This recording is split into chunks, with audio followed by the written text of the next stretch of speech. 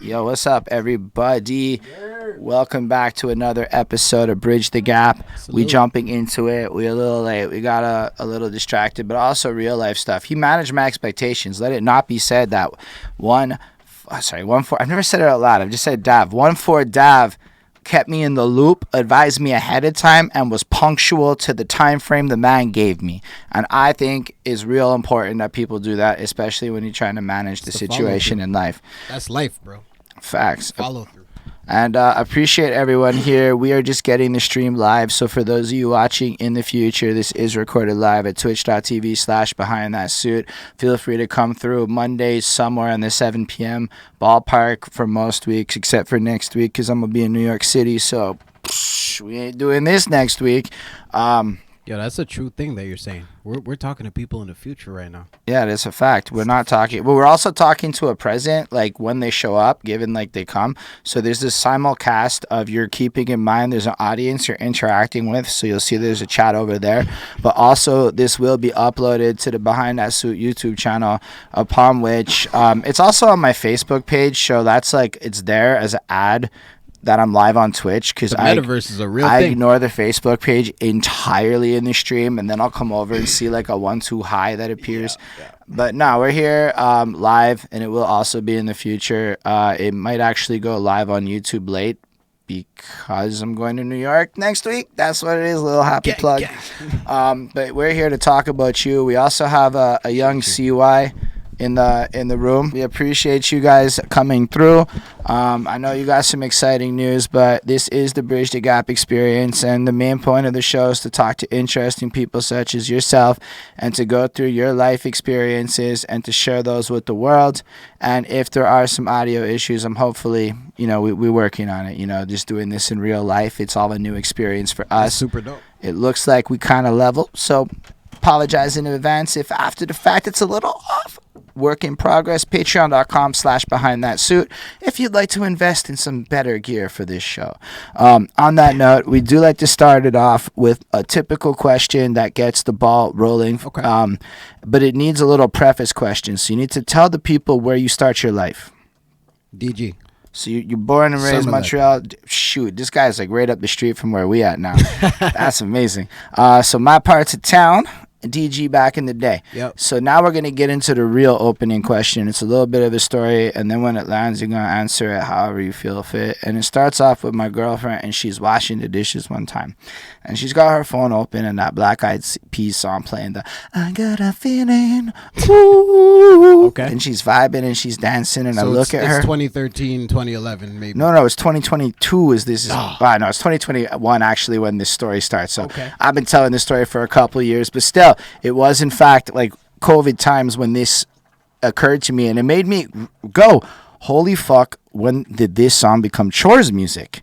Because if you think about this track today, it has gone from being the 2010 banger of the era when everyone's drunk in Montreal dancing in circles and shit, and then you bring it to today and now, and it's the song that you put on when you washing dishes or sweeping the floor or possibly working out or something, when you're trying to bring your brain from the boring mundane activity back towards the fun times of yesteryear. And it got me thinking about our relationship with music, because that song is a song, it didn't change at all. But if you think about how our relationship with music changes over time, its context got rearranged. So it got me thinking about the 20-year-olds.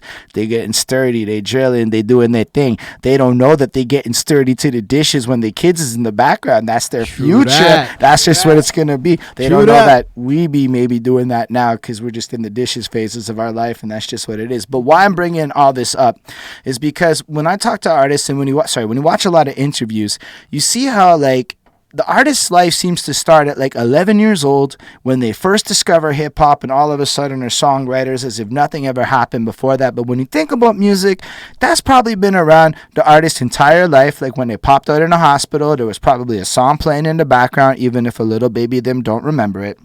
It got me thinking about growing up in Côte Saint-Luc.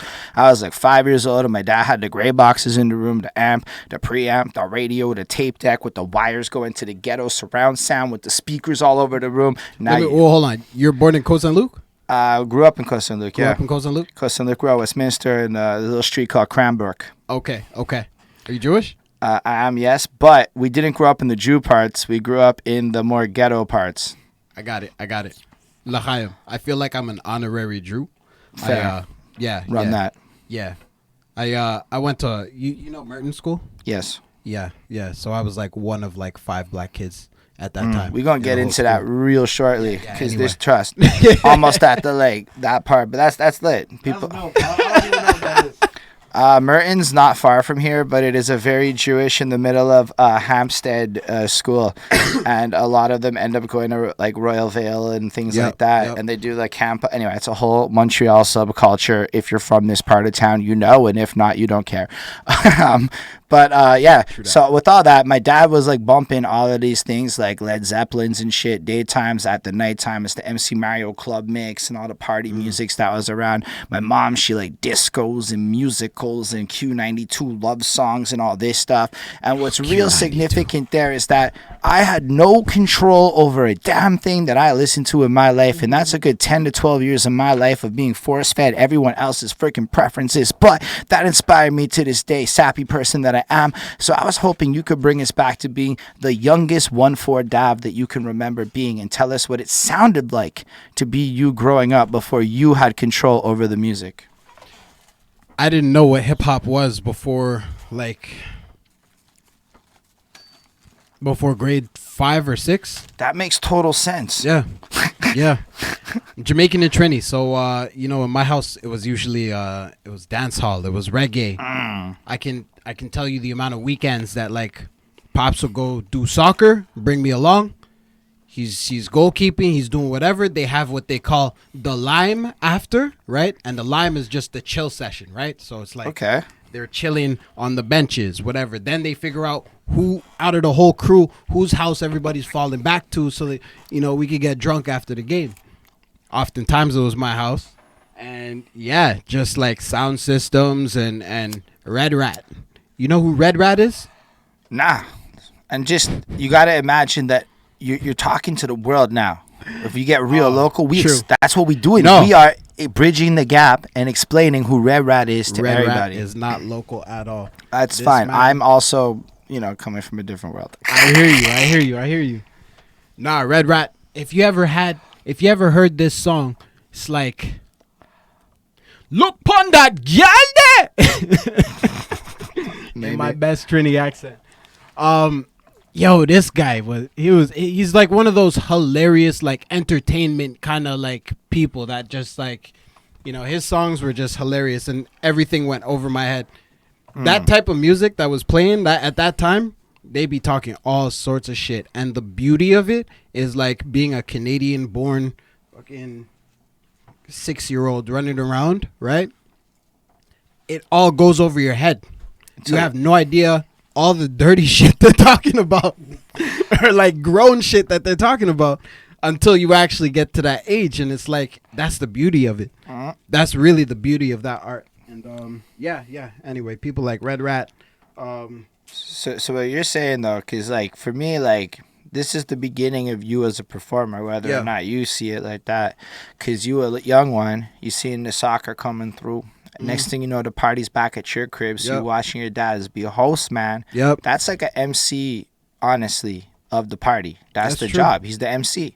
And so you're already seeing that. You're seeing the DJ work at play, because now the music got to be lit. True that. And this is all stuff. He always had Yo, proper what's up, music. Lindell? Sorry, the chat just popped up. Lindell's here. So like you're getting all this exposure to also what makes adults vibe. Yo, like let's say like I never really saw a whole lot of party stuff growing up, so I could tell you what made my dad vibe, or I could tell you a lot about headphone rock music, but I wasn't really exposed to parties until an adult. So asking like me people interacting with the music and but reacting in front of girls each other. winding on, you know, all this shit. Yeah, Let's say I didn't have that. If anything, my biggest exposure would be like churches with the hymns, and maybe there's a band. So mad different, but that's exposure that you come from, and a lot of people have different experiences growing up and different ways of getting there. So you're saying that like you're a little one and you're watching all this happen. Does it make you want to be a part of the music, or are you like interested in different things when you're a little one? Dead ass, it made me super shy.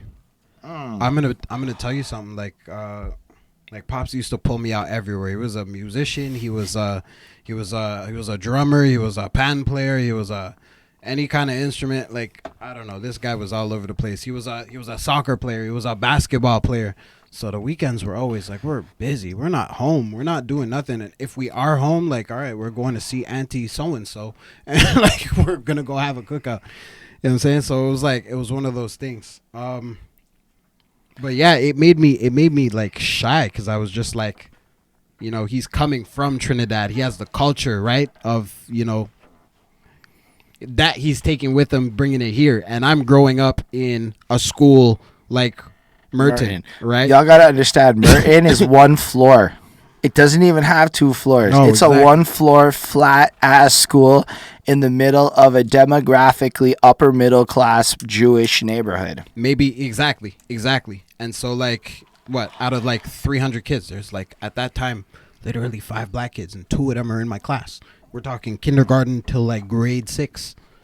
And like, so what's that like? Like, because it doesn't come up a lot. And because, like, I went to Wager in high school, which is the opposite of that. The white boys was the minority.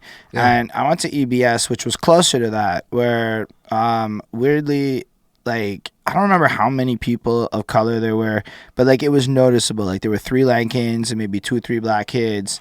And, like, that was it per grade. And, you know, it was mostly a bunch of white people from Montreal West. First of all, I just want to note that, like, you're a really good interviewer. It's comfortable. It's comfortable talking to this guy, for real. Honestly, I just want people to understand who we are in the way that they could read our wiki pages one day. Deadass. So to answer your question, it's like, what was that like? Yeah, like just growing up as a kid, being cognizant of it. My crew was like mainly like, I'd say like 4 Jewish guys and like 2 Italian guys. Oh yeah, my crew was like 4 Jewish guys and like 2 Italian guys, and then straight up. I had like one other like brother that was like black. You still found all the Mediterranean vibes. And, say like, what? You still grabbed all the Mediterraneans. Oh, you think so? Nah, because trust, like Mediterranean culture be wildly like not your average white. Let me tell you about the Jewish holidays though. That happen every Tuesday. That's not shots. It's not. But, like, I'm a Jew who grew up Christian and then found out about the Jewish holidays as an adult. And I was like, yo. Like, literally, it would be like a Jewish holiday on this random day, Yom Kippur or whatever, right? Yom Kippur is a big holiday. Right, now. It's a big holiday. But I'm just saying, I'm just throwing names out there.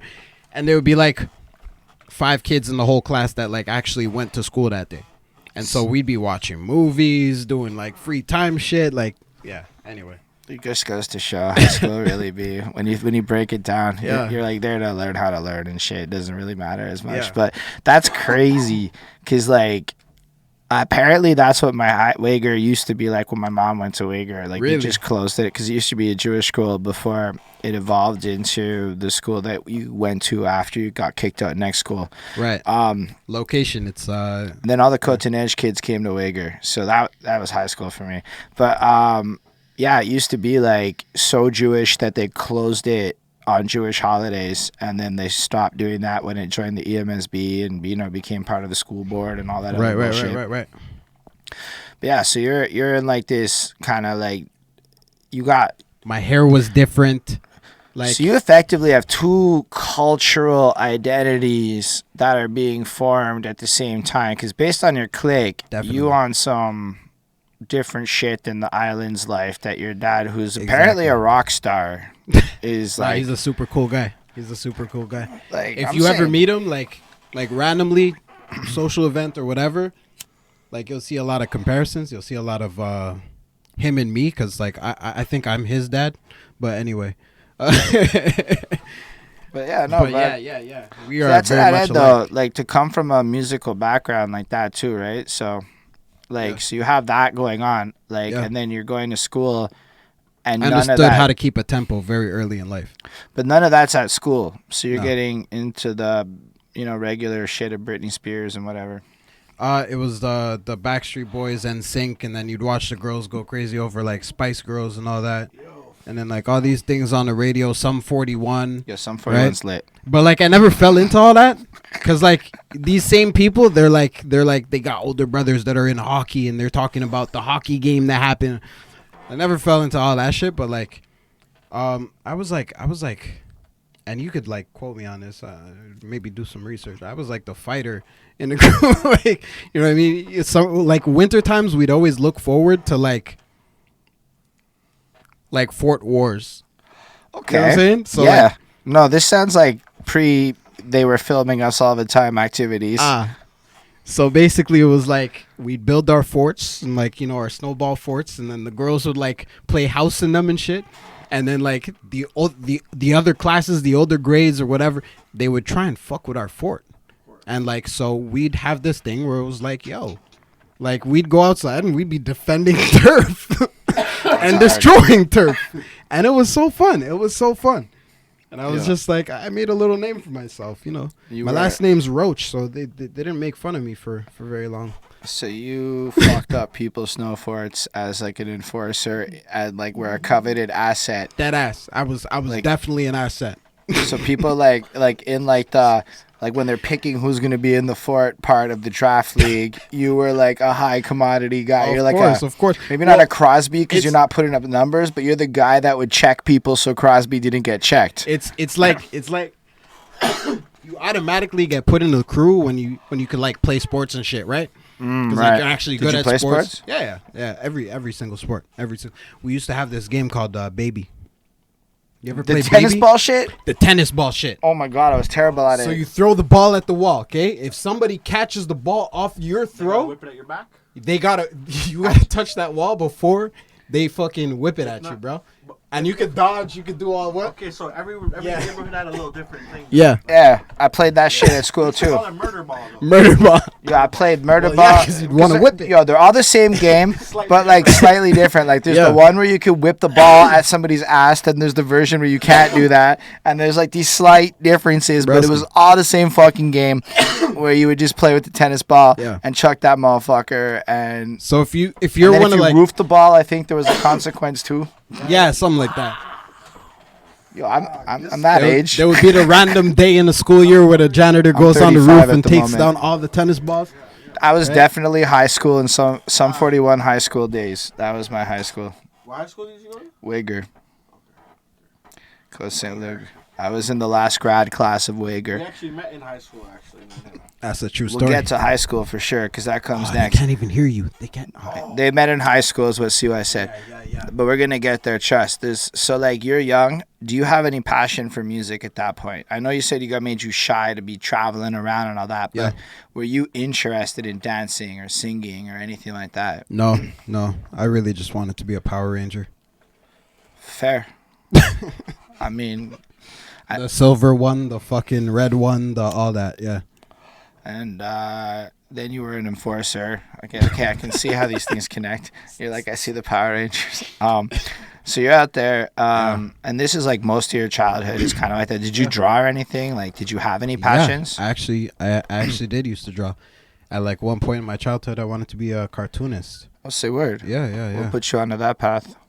I had a homie that his name's Zach. He's like a really good, like at that age, like he was drawing like an adult, bro. Right. Like dead ass, like an adult, like professional, like. Anyway, I used to want to like I'd get him to like show me shit about like how to draw and like lines and like shading and like random shit, and like I used to watch him draw and I used to like do my own shit, and like I got pretty damn good, like pretty good. To this day, I have like a 1-2 skill. I could like look at something and like just draw it really quick. But yeah, at that time, I would say I was more a drawer than like anything music wise. That's cool. That's why we're going through this. We're trying to find out the many passions of Dav and understand you at like a deeper level. And then you went to school and it was completely bland flavored. And then you went home and there was seasoning, is my understanding of the general situation. That's elementary school. But do you remember the moment for you? And this happens to a lot of people usually around puberty. They hear this song and it's the first song they really like. and it becomes like their first favorite song. And if you could tell us a bit about that moment and what song it is, that would be lit. Grade 5 or grade 6. We're walking on that end of the hallway. My boy brings his Walkman to school. He puts me on to like what rap music is. And this is like a little Jewish kid. Like, this makes Ian, total sense to me. Ian, I'm talking about you. What's up? This is like, at this point, like, you know, a 9-year-old, 8-year-old Jewish kid talking to a 9-year-old, 8-year-old black kid about rap music, right? And I'm like, okay. And then he puts his headset on my head, right? What's playing? Eminem, either Hi, My Name Is, or what's the other one that's like really dope from... Guilty Conscience? No. It was another one. No, but from that tape. It was around that same flavor. All right, let's just say Hi, My Name Is. Fair. Because, like, yeah. Anyway. Otherwise, we just Hi, my name is... No, the real Slim Shady. Please stand up. All right, okay. Real Slim Shady. All right. So, hi, kids. Do you like... No. Whatever. You want to see me stick 9-inch nails in each one of my eyelids? Want to copy me and do exactly like I did? Anyway, like, I was like... And then he's like, yeah, listen to the flow or like whatever we called it at that time, right?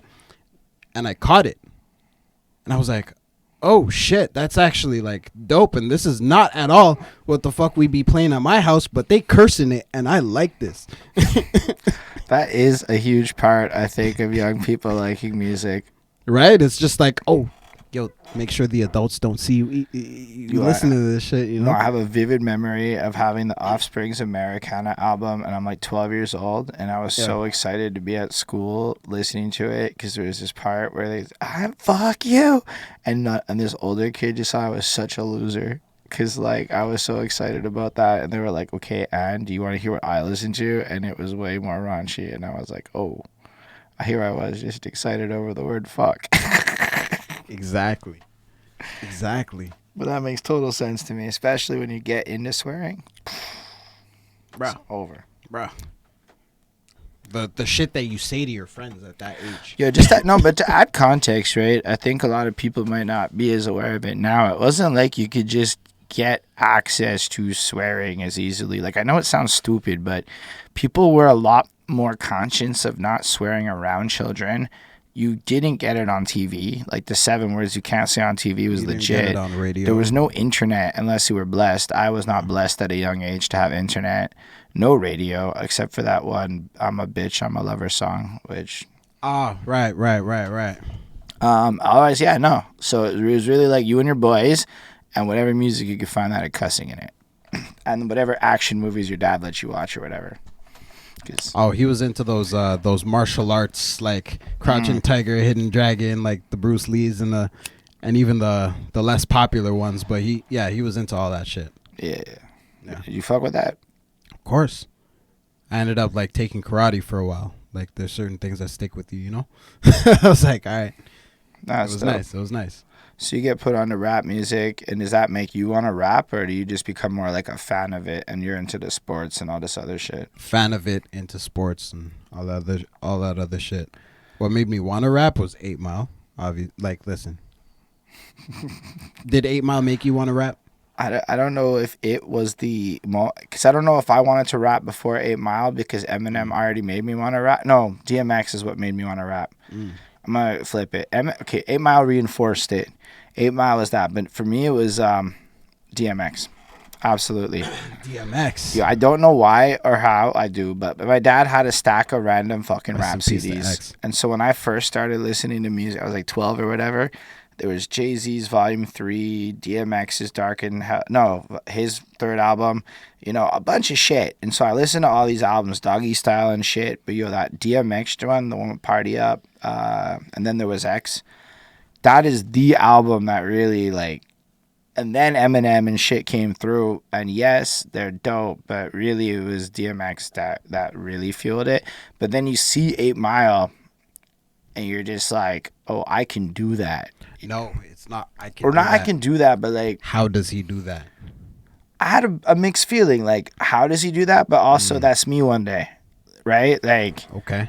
cause like I don't know. Maybe I'm just vain like that or whatever. But I don't watch shit like that and go, no, I can't achieve that. But like, also, I didn't understand freestyling and shit. Like, to me, it was not like clicking. But that's what made it so intriguing. It's just like, wait, you're telling me that everything this guy just said that rhymed, like he just made that up on the spot? Like, what kind of quantum physics is that? Right?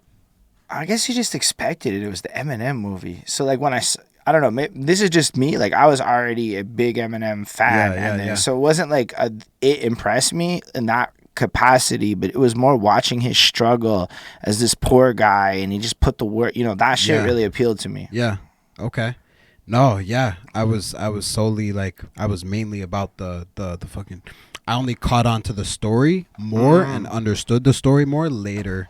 That's so nifty. Yeah. That's crazy how we could watch the same movie around the same time and have such vastly like different experiences with it. Because I'm going to tell you, like, it was like, it intrigued me to the point where just like my homie drawing, like he's a fucking whole grown adult, and I'm like looking at his shit and I'm like really like, I want to do that too kind of shit. Like, it's not like, oh, I can do it better than him. It's like, yo, like I want to learn how to get that done. Like how, you know what I'm saying?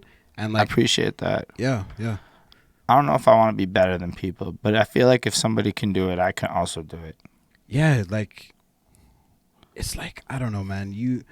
There's certain things that just catch you, you know what I'm saying? And like, if you're interested, you'll want to learn and you'll want to be a student. At the very least, you'll gain the wisdom to know when to call it quits and to move it into a more passionate thing. Yeah. Like, I got stuffed in basketball at 12 years old. Was never going who down. didn't get stuffed? No, right? But when you like, I got stuffed Pause. at 32. I got stuffed at 32. I'm just saying, but like when you like Pause. 5'3" and you're going to Wager and everybody's tall and particularly good at the game, you realize basketball is not your destiny. There was a little bit of genetics against my NBA dreams. Yeah. That's fair. So you're doing the sports thing and whatnot, and that's kind of high school. And what high school did you go to where you apparently met CY? Westmount. Say word, Mr. You Lavoie. said apparently. I was like, that threw me off. I was like, what? Because he said that. You hadn't said that. Yeah. No. We met in grade 7, bro. I'll say word. First year of high school. Miss Bordeaux. Miss Bordeaux. My favorite teacher. Shout out Miss Bordeaux. Oh shit! Apparently Bonnie is locked out. I gotta go. Let her in.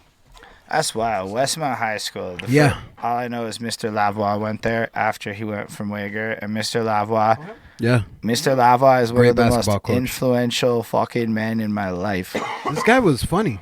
This guy was hilarious. Like, I don't know if he was doing that on purpose or not, but the looks that he would give. He knew exactly what he was doing. Like, he's one of those guys where, like, because I had him every year. Because he was, like, Wager was small, right? So, like, there was the science class and the non-science class. And there was the bilingual class and the non-bilingual class. And basically, it was all the kids in the French bilingual class were also the science kids. And there was, like, 3 kids that didn't fit that criteria. Okay. And Lavoie was, like, the science teacher, and he spoke French. Right. So you got, I think I didn't have him 1 year. So for most of my high school, like, bro, like, he is one of those teachers that, like, understands how to deal with, like, young people. Like on some effective. Dangerous Minds, Teacher in the Hood kind of movie shit. Because I watched him, like, be that guy to a lot of people who did not have father figures.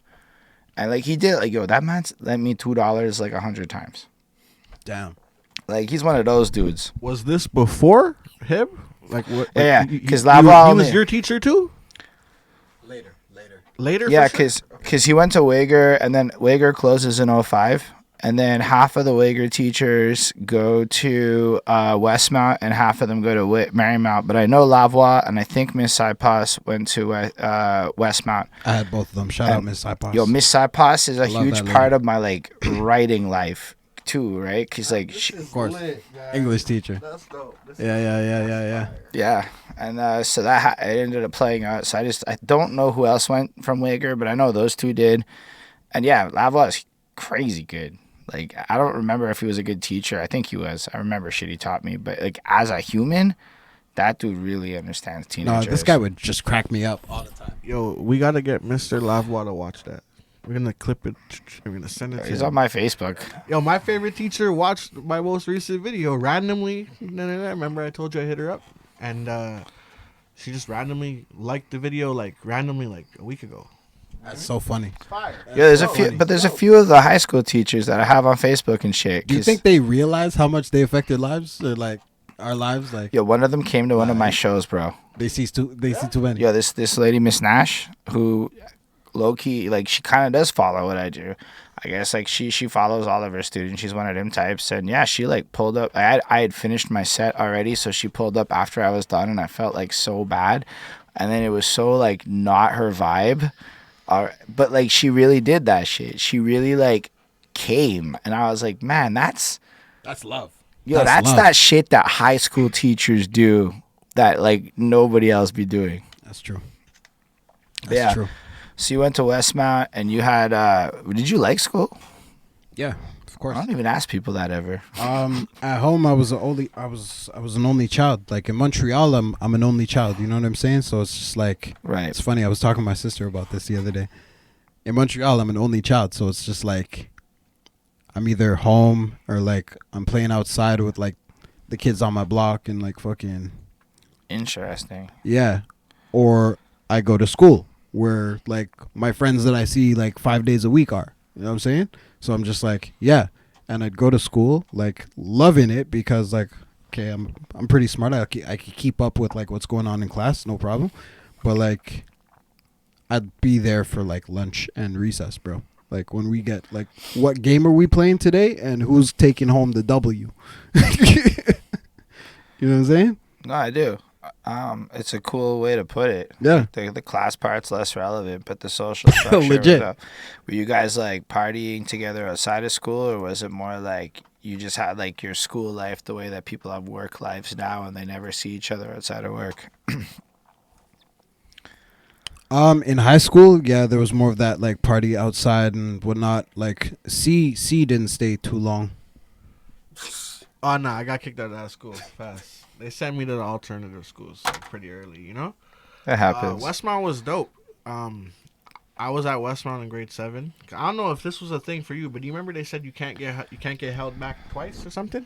Is that a thing? You knew that or no? I mean, So like, I went to grade 7. It. I went to grade 7. Didn't give no F's about nothing.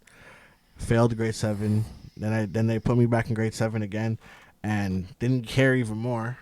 Failed again. Then they put me to grade 8. Then I was gone.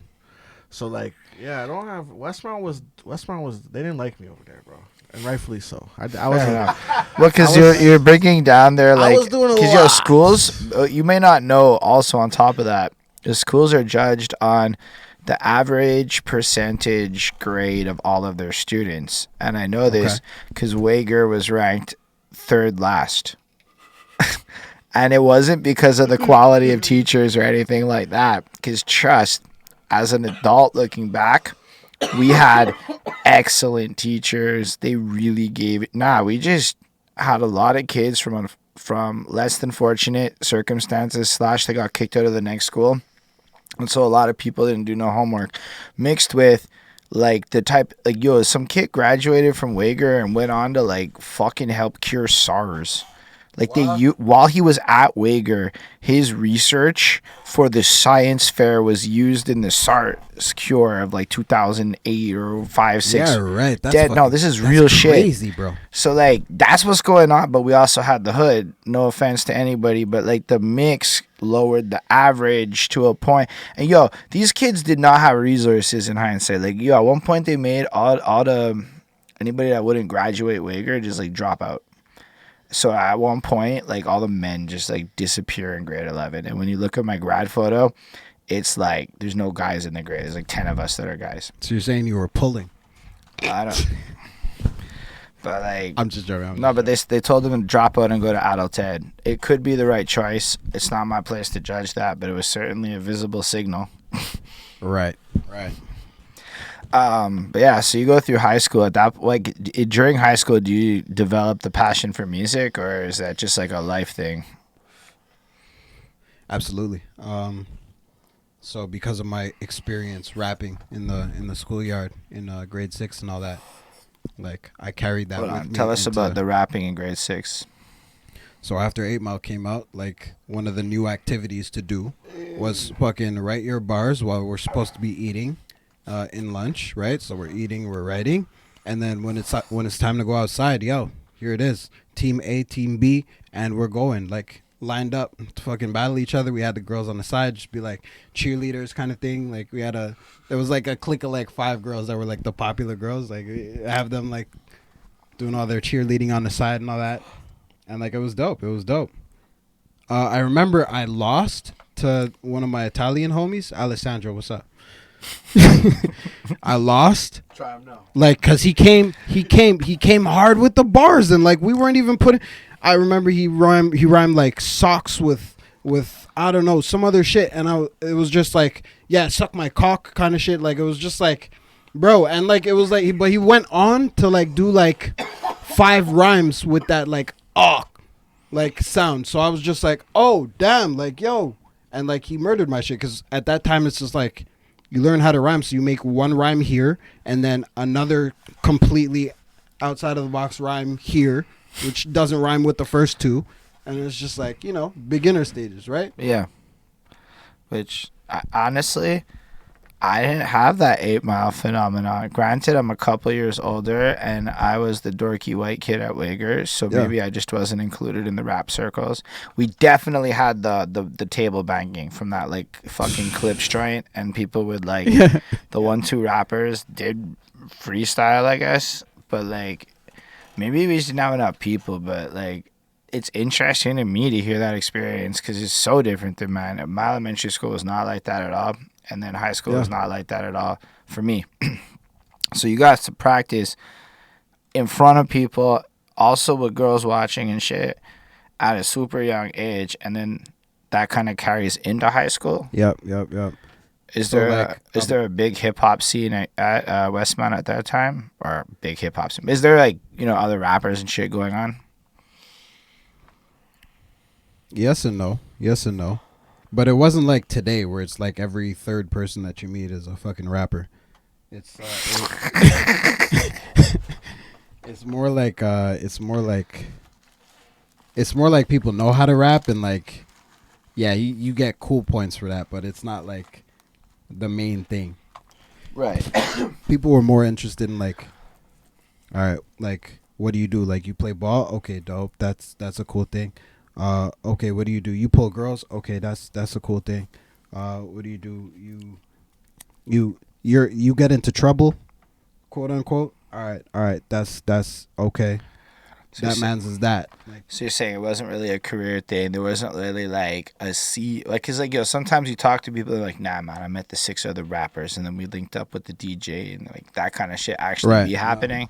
No, so, not for you. It was like, no, that kind of scene was like untouchable to me at that point. Like I was like, I wish, but like I don't know anybody that like, you know, would do anything serious, you know. Yeah, I totally appreciate that. I wrote a lot of poems. I got made fun of and shit for it back then, but like it wasn't like, well, I mean, you can picture me writing some emo raps at 15. Right. Totally not really. Lil Peep would have fucked with it, but we were like 15 years too early. Like, in the high school, dead ass, if like you called it a poem, like, yeah, you're gonna get made fun of. You know what I mean? No, but I would like write the shit with the slashes like they were fucking bars. Okay. And then I would show them to people and all of that shit. And then I had flow and I could keep a rhythm. I remember vividly there was a fashion show, and then I could do the shake that thing, miss, can I shake that. I could do like the whole fucking verse. So they were practiced to have me like rap the song because I could keep the beat. But like then they'd read my bars and be like, oh, come on, bro. But like, you left my sweater on the floor. No, it was worse. I didn't like it.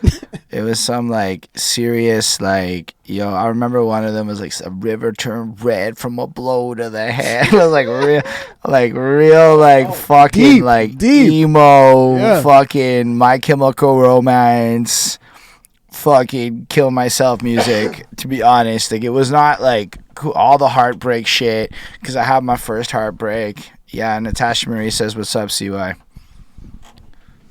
So tell Natasha Marie I say, "What up?" She's right there. Girl. She's in the chat. That lady. Well, I suppose the camera is where we should look, but right, camera. But yeah, so it's interesting to me to hear how, like, you know, you have one scene there, and then also just nobody was inviting me to the party where I'm gonna go meet the beatmakers and shit. I was kind of on my own path where it wasn't like that at all. So I relate heavy to that. But were you still like creating music at that point? Were you still like... Yeah, so like night times I'd be like in my bed listening to my own what is it? I don't even know what to call them. Before MP3 players, Walkmans. The tapes. My own Walkmans, my own tapes, CDs and tapes, right? And it was a good mix. And like I try and like formulate raps based on like good songs that I heard. So like there was Ludacris that like I would straight up jack his flow and replace his words. Same thing with Jadakiss. Jack his flow, replace his words. And like I think I did the same thing for to Lil Bow Wow or Lil Romeo. What was that one? Dun dun dun dun dun dun dun dun dun dun dun. I think that's Bow Wow. Because I know it and I don't know fuck all about Romeo. Right. And oh like, my gosh, no, that shit's like, that's a hard song. So I remember I jacked his whole flow, his whole steez, and then switched it up to my own words and made it like kind of like my kind of sick. And like it was like, yeah, like this helped me understand how other people are formulating bars. Love it. Right? And like eventually I could make my own stanzas, my own fucking bars, my own fucking 16s or whatever. So you would do like parody rap. I don't mean it in a disrespectful way. No. That's quite. That it's parody rap before parody rap's like a known thing. Yeah, and not even meant to like make fun of it the way a parody would, but just more at a mechanical level. Yeah.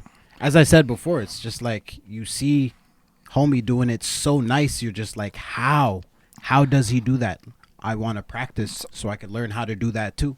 I understand that. Yo, shit. As a teenager, I think it worked out. Bro, all I did was try to memorize songs I liked. I'd say until I started writing my own music, like for real. Yeah. And even then, late into my career, I used to always try to memorize flows. Everybody's songs. Anybody I liked. Right, and that was like a cool thing when a song comes on and like you memorize it, you know the words. And if like, you had like I remember being at like even Abbott and shit, like Sage Up Age, and like if I Forgot About Dre came on and you were able to like bust the fucking song over the MP3 speaker or shit happening in the room, cool points. Everybody in the room just knew you as the rapper guy. You didn't even have to have your own bars. It was actually being able to rap other people's songs at parties. That was like, I think, one of my entryways into a lot of cool points in that age of life. Yeah, I thought it was a gangster. I did not. Like I never had that thought ever. So when we had like house parties and shit, and like I'd be the guy that pulls up, be like, yo, who could rap here? All right, let's battle. And like when I'd like first like started freestyling and learning how to freestyle and like actually hold myself, right?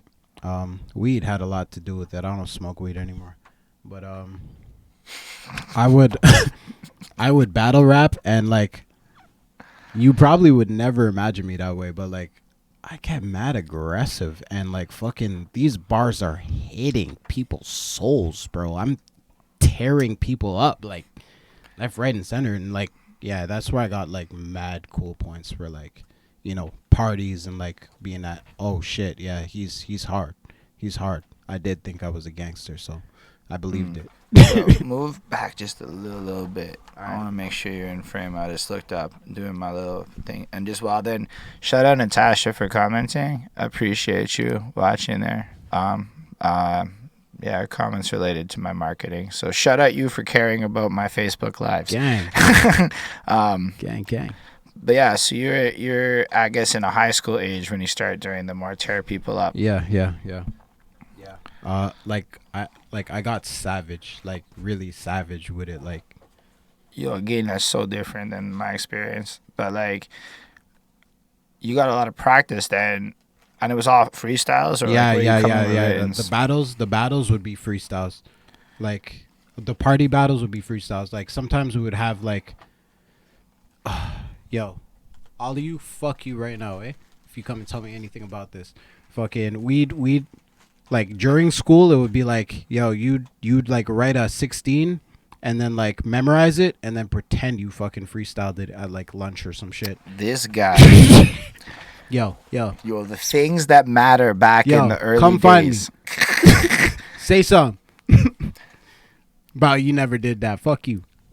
That's hilarious. No, but it's funny, like, because you're saying it like that, but like when you really add that like teenage flair for like life, or even like the young adults we run into these days, I want to win. It's like, yo, you cheated? Broski, you're not acknowledging how much better than you I am, because I did not require cheating. Right. So anyway, so were you also always a good writer. Were you writing music though at that point? Were you like getting beats? Were you like dealing with all of that side of life? Yeah, I would say I was good at writing 16s. And were you recording them? Never. You're just writing, keeping it in the bank. Like you never had like no tape player or none of that shit. First time I ever went to the studio was like years after high school, and it was the homie Merker Cali. He put me on, like, got into like messaging and shit. Like I recorded myself at home before I got to that point. That's wild. So you're a teenager, zero recording. You're just writing. Yeah, writing and live spitting. That's it. And you just got these like notebooks and shit that you're doing it in. Mad notebooks. Do you still have them? I have a PS5. No, sorry, not a PS5. PSP box. I don't know where the PSP is, but like mad notes, raps. I just keep them sentimentally. Yeah, right? I tell everybody this shit. There's a Patreon play in that. You set up this Patreon for like $20 a month. I'll read you one of my private teenage poems. You tell me people wouldn't. Of course, somebody would. I promise. Yeah. We'll talk. That's how this game is really played now. But I keep going out of the frame.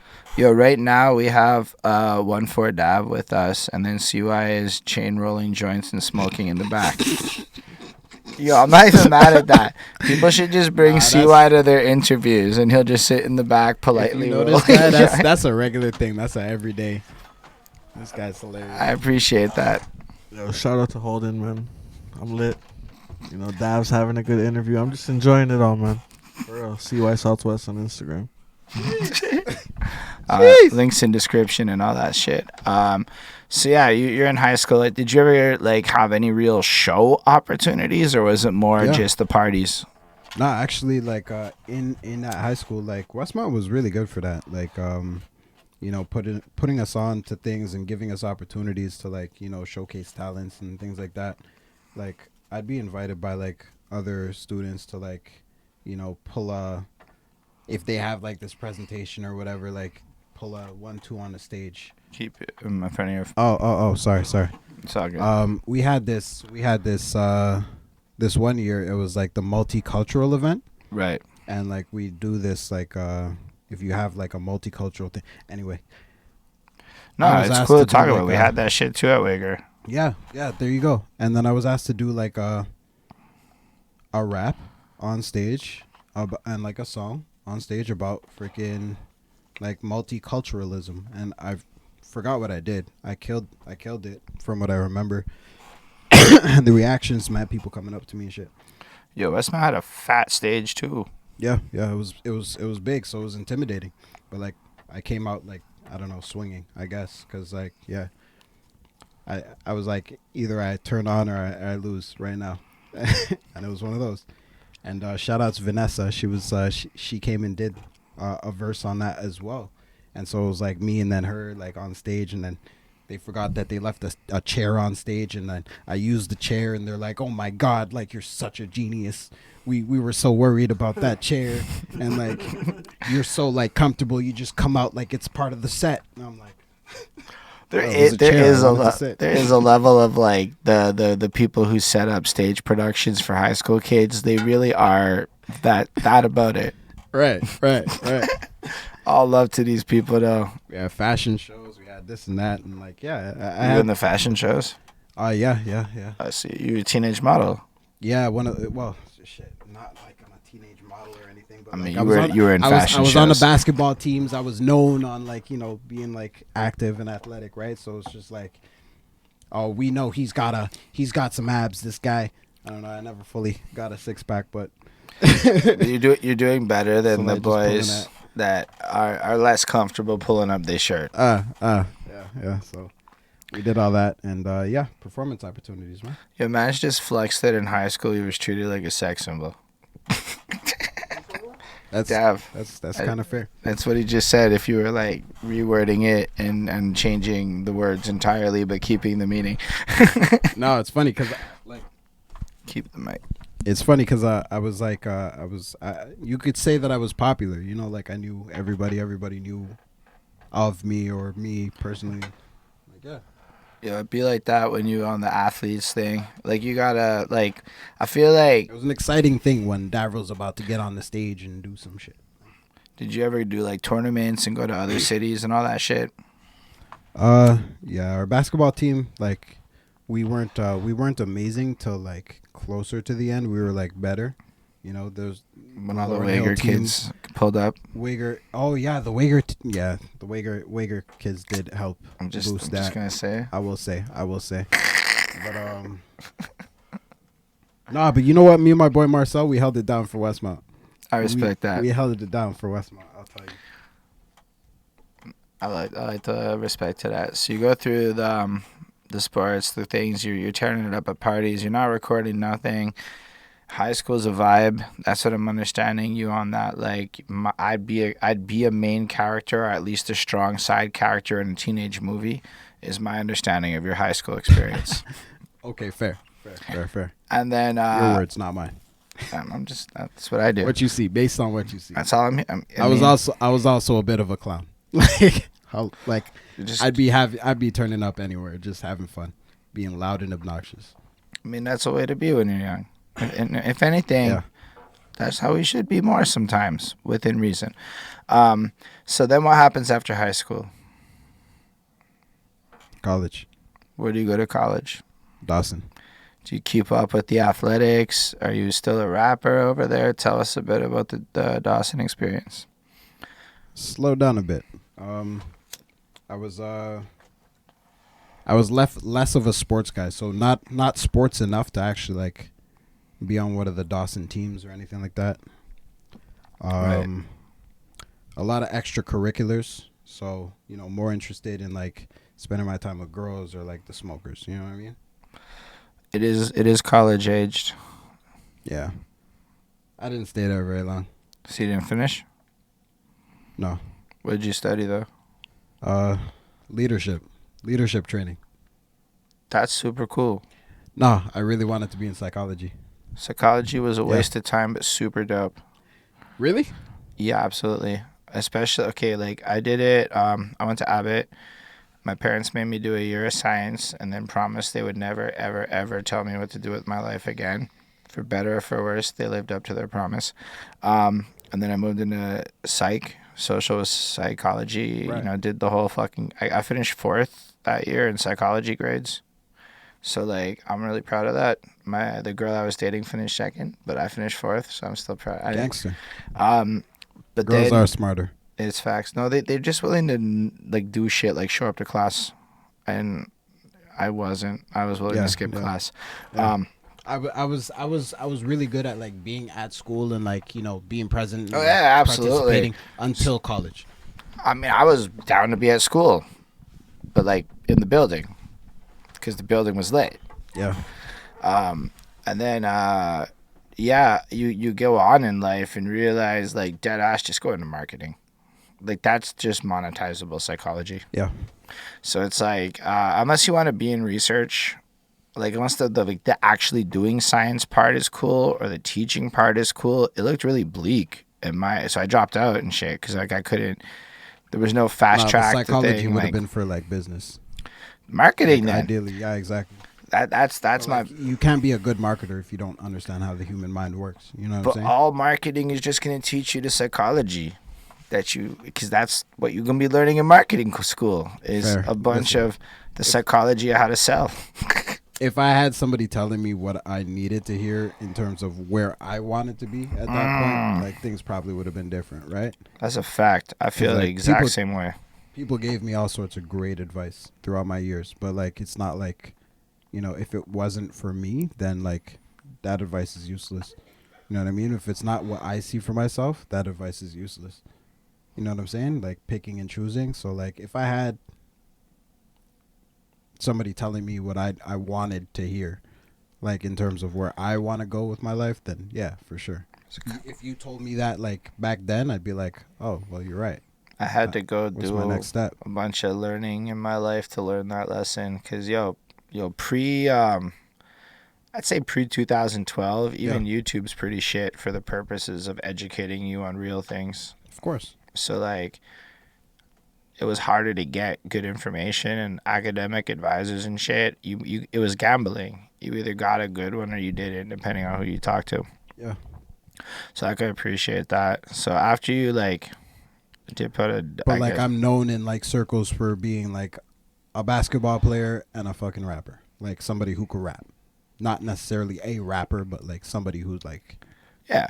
Like, you haven't taken the plunge yet into creating the art. Like, are you still using your government name to rap? No, I had a few nicknames. What was some of your teenage rapper names? Digits. I like it. And that was a name that I bit from one of my guys, Digits. One summer in camp.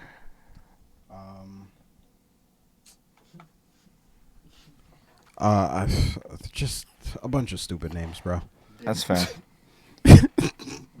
I never went Dave. But shout outs to Dave from the UK because that's the realest Dave I know, bro. Bro, Dave is like legit good. No. He's legendary, bro. Like, I reviewed one of his albums and like, those songs stick with you. Like he hits you with like But this is how I rate music. I'm just like, is it one of those like, are you saying just like things to make people move, or are you saying to like move people? Like, you know what I'm saying? He says things that moves people. You understand? Like, I respect him for that. I respect. And that simultaneously, kind of he has songs that make you move. Yeah. At the same time, he's got bops. He does. Like. I think Dave, like, if people here took the international market as seriously as the rest of the world does, more people would talk about Dave here. Oh, deadass. But I mean, they hear UK and and he's not drill, right? Yeah. Like, so he's like UK rap, which is not what's popping here. Oh no! It's popping here. It's just not too many people are on it. That's all. Fair. But like it's catching on. I appreciate that. Like Scraps. I do not know who Scraps is. No, I'm off now. I'm like, I used to be so on the pulse, and then I just stopped paying attention to new music. Like, if you're not from Montreal, why am I gonna even care that much? Okay, fair. I mean, don't get me wrong. I do bump shit. I become a Drake fan and shit, but like, if I gotta put all my energy into listening to people I interview and listening to all that, it's like, I don't have fucking time to really be following the mainstream like that. And then like you go to shows and those are the songs you hear. Like, I'm just waiting for like that fucking SouthWest fucking song by Regulators to drop so I could be bumping that more regular. And then I do put on a lot of drill. Oh yeah? Who do you listen to? Songs. So, like, it's not, like, artists. I just find a lot of drill songs that I like. Right.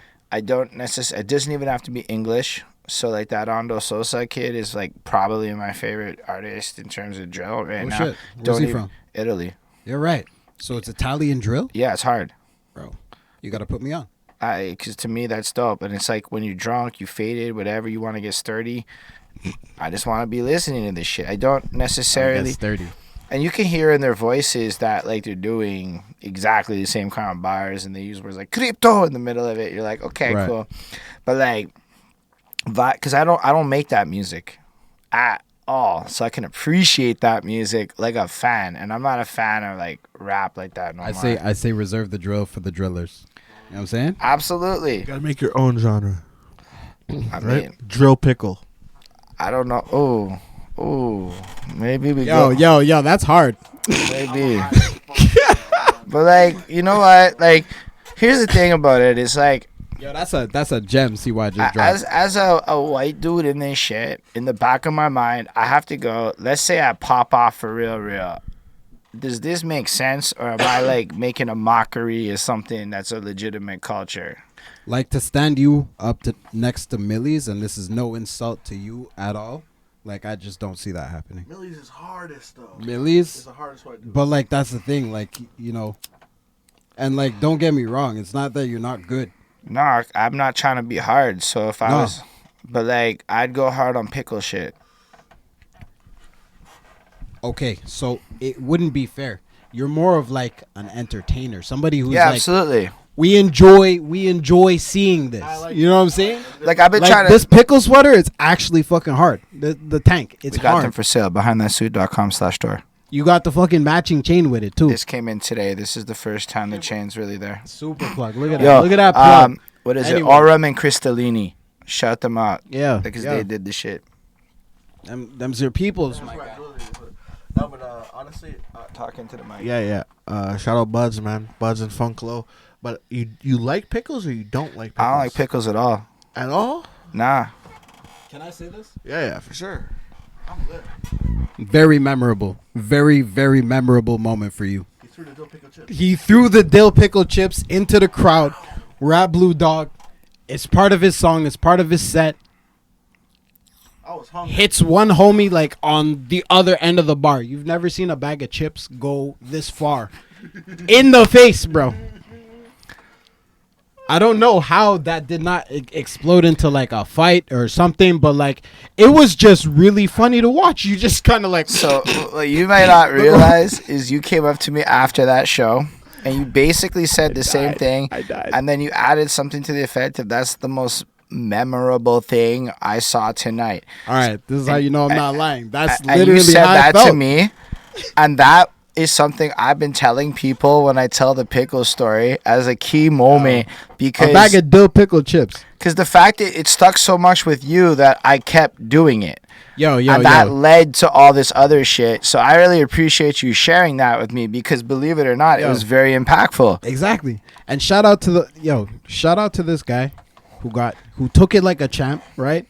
Straight But that, yeah, that's a fact. he Shout out that guy. he didn't get heated about it. He wasn't like this nigga's on some stupid shit right now. All right. I mean, he did just get a free $5 bag of fucking chips. I wouldn't pay $5 for a bag of dill pickle Because chips, like bro. they're like Lay's chips though. We got Yeah. the name brand ones, so Oh they're like my God, $4.50 no. with tax right Listen, now. listen, that was- so like, that yeah, was just- it's crazy. I've spent money on pickle chips to use as a prop to throw at people in the crowd. Nah, listen, I'm just saying that could have really went south for you. Like, I'm really happy it didn't. And like, yo, that's the kind of vibe. Like, it's like, You yo, just we're have- having fun out here. You like gotta this. understand. I like this. I think for I those like that kinds of temperature. moments, you just have to put the energy and the faith into the universe. If like, Oh, you didn't flinch, bro. You were just like, I'm going on with the set. People are laughing and shit. You did not like. and that's why it worked. I was wow. Because if I had stopped and been awkward and Yeah, made it a thing. then I might have got jumped or Then something. homie would be But I like, think okay, people, now I'm like, gonna look like a bitch. Appreciate like the fact not that at all when what you're happened. on stage and you're performing as Yeah, a yeah, performer, you get a little allowance for shit. I one Right, time right. grabbed a guy's head in the middle of an early performance. It was like I was doing hip hop karaoke. It was a Hobson joint, and it's like grab your head, blah blah blah. And so I did. Never met this guy before, and then realized that You coulda coulda got punched in the face. real bad for me. But he was like, "Nah, I was mid performance. It made sense. Yeah, Think this through in the future, you dumb fuck." yeah. No, you're right. But then you get to a point ego's a where huge part of it. people will actually go the opposite and be like, yo, why didn't you grab my head? Why'd you grab his head? And because if you really watch fandoms, the fuck? When you get famous enough, all of a sudden they want you to do all the dumb shit. Right. Like, have you seen, like, even your boys when they're at, like, concerts with, like, 50 Cent comes in right now, watch how a man's going to be running to grab his sweaty towel. That's a real thing. You're right about that. People act like they're not. And then if it's Travis Bryant, he'll be on eBay the next day selling that towel.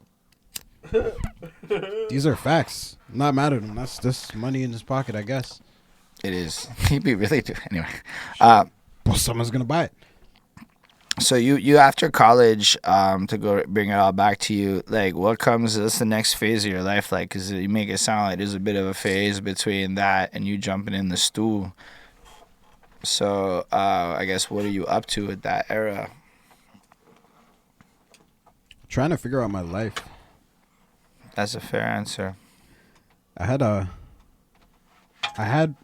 always had this, like, one kind of, like, mind in the back of my head, like, yo, if I really try and, like, pop right now and I stick to it, like, I could probably do it. And, like, within not a lot of time. Right. And I never acted on it because I was scared. I act like I'm not scared, but I'm scared. Yo, it's terrifying. I'm gonna tell you something. It was like, it's not that I'm a scared guy, because I'm really not, but it's like one of those situations where it's just like, bro, what if I turn into like a monster? Like, what if I, yeah, there's a lot of realities that I thought about, and I was just like, let me hold out on that. You know what I'm saying? Yeah, especially when you don't have like a foundational sense of self. Know what you know and know what you don't know, and I knew that I did not know a lot. But like, a lot of people get famous young, and they're like gas station attendants and shit at 35. Right. But like, I think fundamentally, like, those fears come from not understanding ourselves, or at least our darker sides and shit like that, which back then we were not encouraged to do. Like, it was like nobody was trying to help you figure out your demons in good, healthy ways back in the day. I just knew I had some demons in me, and I was like, let me hold out. You know what I'm saying?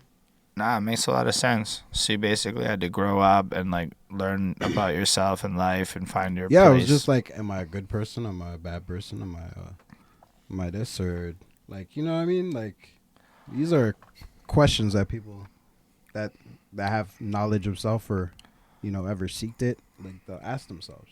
You know what I'm saying? It's because, sometimes, and this is like a realization I've had lately, it's really depending on who you ask if I'm a hero or a villain.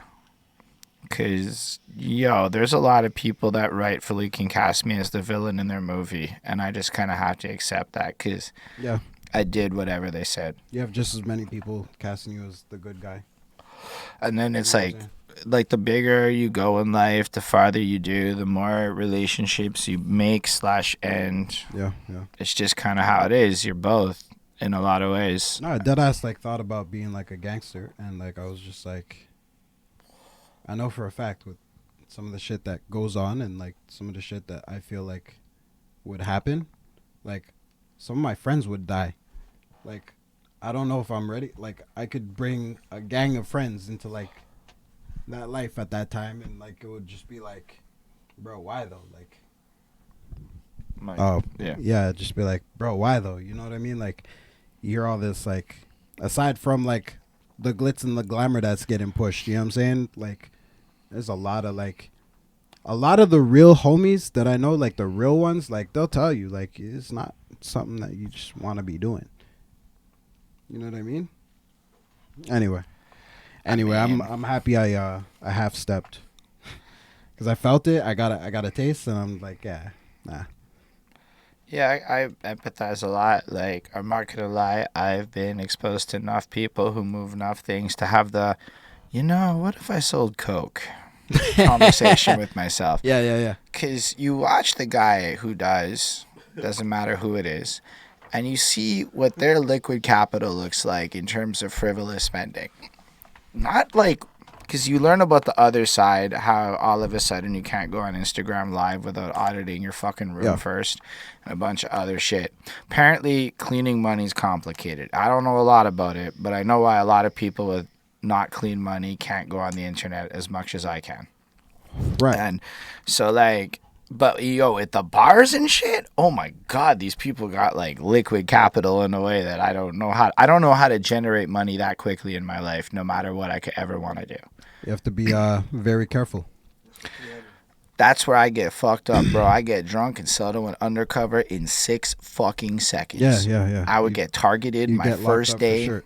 I'm done. Are you snitching? Nah. You say that. Nah. You say that. Yo, one time the I'm not accusing you. No. One time the cops like put handcuffs on me because they caught me smoking a joint. Yeah. Put me in the back of the car. You're done, right? And they were I'm like, what? No, because you gotta understand. They were asking about who I was buying from, but I was also very aware of who I was buying from. And trust, I am way more afraid of the streets than the cops. At least at that phase of my life. Now I'm like, whatever, I'm cool. But like, arguably the cops scare me more now, but for different reasons, just because the cops is like a whole different vibe these days. But like back then, like, I just knew that was the one rule. Don't tell on people, and you should have no problems. And why would I tell? Oh, I don't know. I got off some random guy. Yo, anytime I play with the cops, I'm the dumb white guy. Every time. And they pressed me. And I was like, okay, cool. I didn't do it. What I realized about cops, you can't be the dumb black guy. That's not a thing. Nah, you're right. Yo, dead ass. I guarantee you, every police experience we've ever had has been completely different. Bro. Anyway, I got arrested for bank robbery twice. Did you do it? No. It's just neither time. What you look like? Yeah.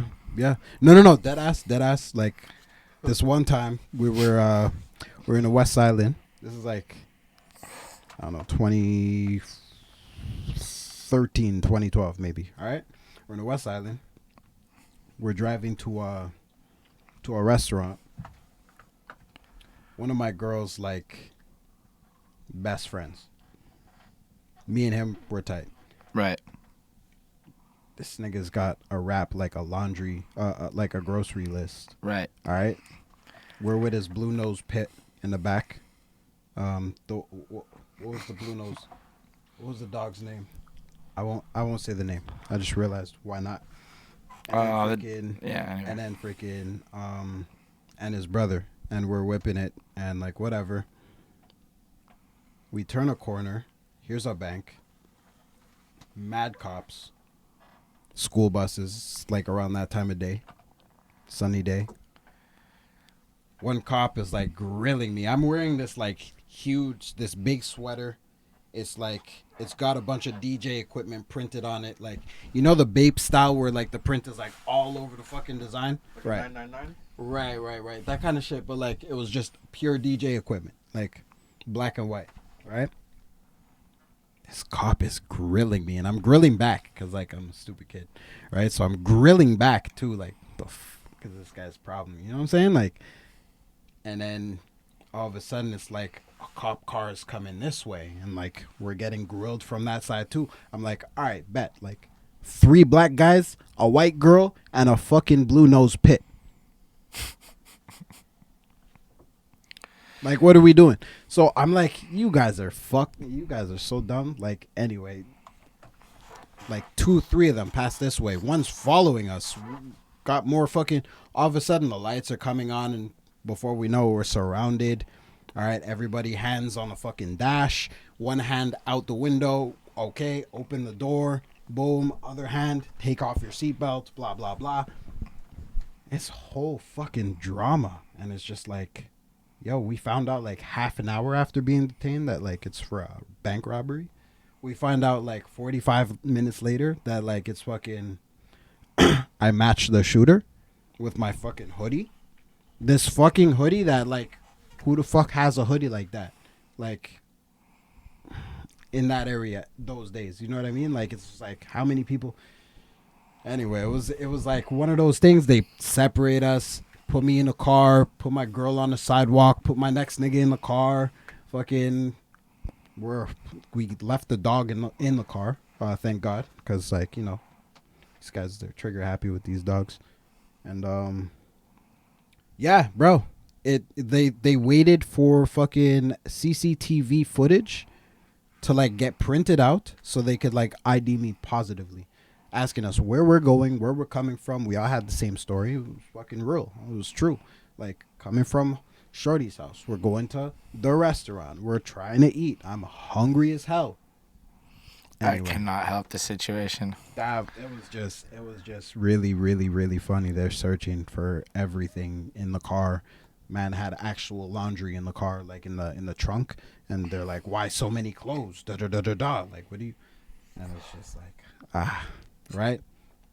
Anyway, after like two hours or something like that, it was 2 hours or close to 2 hours of like back and forth. They're like, "Yeah, legally we have to arrest you before we." You should have seen when they pulled out the shit and they realized I wasn't the guy. When they realized. Like the smile that I had on my face, like I win, like assholes, like I'm just like really happy because I'm thinking like, oh fuck, all right, I'm going to jail for robbing a bank that I did not rob. All right, lit. I'm gonna have to like, all right, all that shit that I see in the movies, I'm gonna have to do all that shit when I get in, like. Fucking just craziness. Let me put this on silent. My bad for that. No stress at all. I mean, yeah, it was mad stressful. Thanks for sharing that, honestly, because like to me, it's cool to be able to talk about real things on the shit as much as I want to be silly. Like, real shit's also important. Yeah. And honestly, that's never happened to me.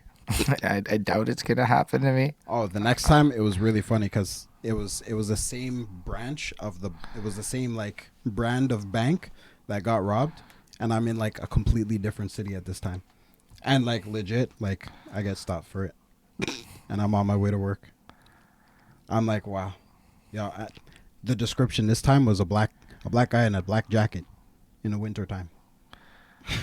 That's just. Broski. It not good. It was just one of those things. It's just like, wow, maybe I have bad luck with the banks. I mean, with the bank part, yeah. With the cops being how they are, yeah. I don't know if that's just you. I think a lot of people get the same bad luck. Meh. I don't know. Montreal's got the same problems other places got. As much as people want to belittle it. Like, there's, like, a memorial site for Nicholas Gibbs up the street from my crib that I cycle past every time because they shot the kid down. Yep. Like, it's it's about a kilometer away from me right here. And, like, it's just really not good. I don't know if it's better or worse. It just doesn't feel like anything's changed much. Nah, not really. Yeah, so fair enough. Those are some shitty experiences to have to deal with. Like to me, I'm just like I laugh about it. I'll be like, yo, it's just funny. It's just funny to me. But like you see what's up. You know what I'm saying? Like, yeah.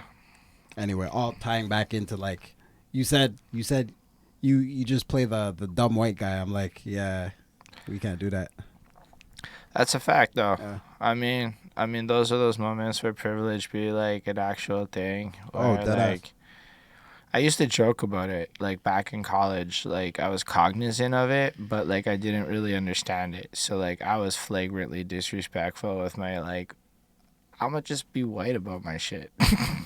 Yeah. But like aware enough to, in hindsight, like I guess it was useful because now I'm, awarer than I used to be, but yeah, there's a huge differences. Like I got pulled over a whole bunch of times and nothing. Like I got pulled over one time. There was my headlight was like broken or whatever. So usually you get the 48-hour warning and shit. Yeah. I pulled over. I'm missing a lens in my glass, high as a kite. And I'm just like, oh, I'm a student. I can't really afford it. I live like right over there. And you change the tone of your voice, all of this shit. I didn't even get the 48-hour warning. On faith alone, I was allowed to just get the thing off and go fix it. On faith alone. I'd get pulled over for burning stop signs, and I'd get a dead-ass finger wave. Oh, damn. Like, it's like that. And then I heard about all of my black friends' experiences with the cops. Yeah, no. Stop, ticket, easy. Everybody's like, yeah, you're white. And I'm like, fair. I don't control that part. But, like, yo, it's real things that I think probably to this day still happen in terms of the different lived experiences. And, like, I don't know how often the conversations happen so candidly, but, like, so, like, yeah, all that to say, we live some different shits like that. But at what point, what? He should have said, Mr. Officer, the only thing I have on me is my hot rhymes. That's a fact. Shout out Lindell. He'd be like really holding us down. So, like, were you rapping throughout that phase of your life still? Yeah. Like, at what point did it evolve to, like, okay, now I'm gonna start recording music and all of that shit? Facebook, back when people used to, like, tag like 50 people in a fucking Facebook drop, right? Ooh, back when? Right. Back when? It still happens to me. I got tagged in this thing that some boys on the same block, Walkley, they shot, and it was a remix to Shook Ones. And, like, sticky. I didn't feel like they did it justice, so I was just like, yeah, I did call them out on it, like one or two of them out on it. That was just who I was. But I mean, like, and then, like, I came out with my own song, and, like, legit at that time I learned how to make beats at school. Like, you went to school to make beats? No, Westmont High, bro. Oh, it's just, this is when you were a teenager. Yeah, that is, yeah. Oh shit. Anyway, and, like, anyway, yeah, these guys, I was like 17 almost. Yeah, so these guys, they did that, and, like, I made my own beat. I bought a $16 mic from Jean Coutu. Fucking, I had a $30 webcam, and, like, yeah, like, I don't know what system I was using. I was using Fruity Loops to make the beats, and then I was, like, with the recording software that's, like, pre-installed on the computer, learned how to fuck with that, and I was like, yeah, I dropped this song that, like, it was like, I'd start the song, this is a D-Wise production, and, like,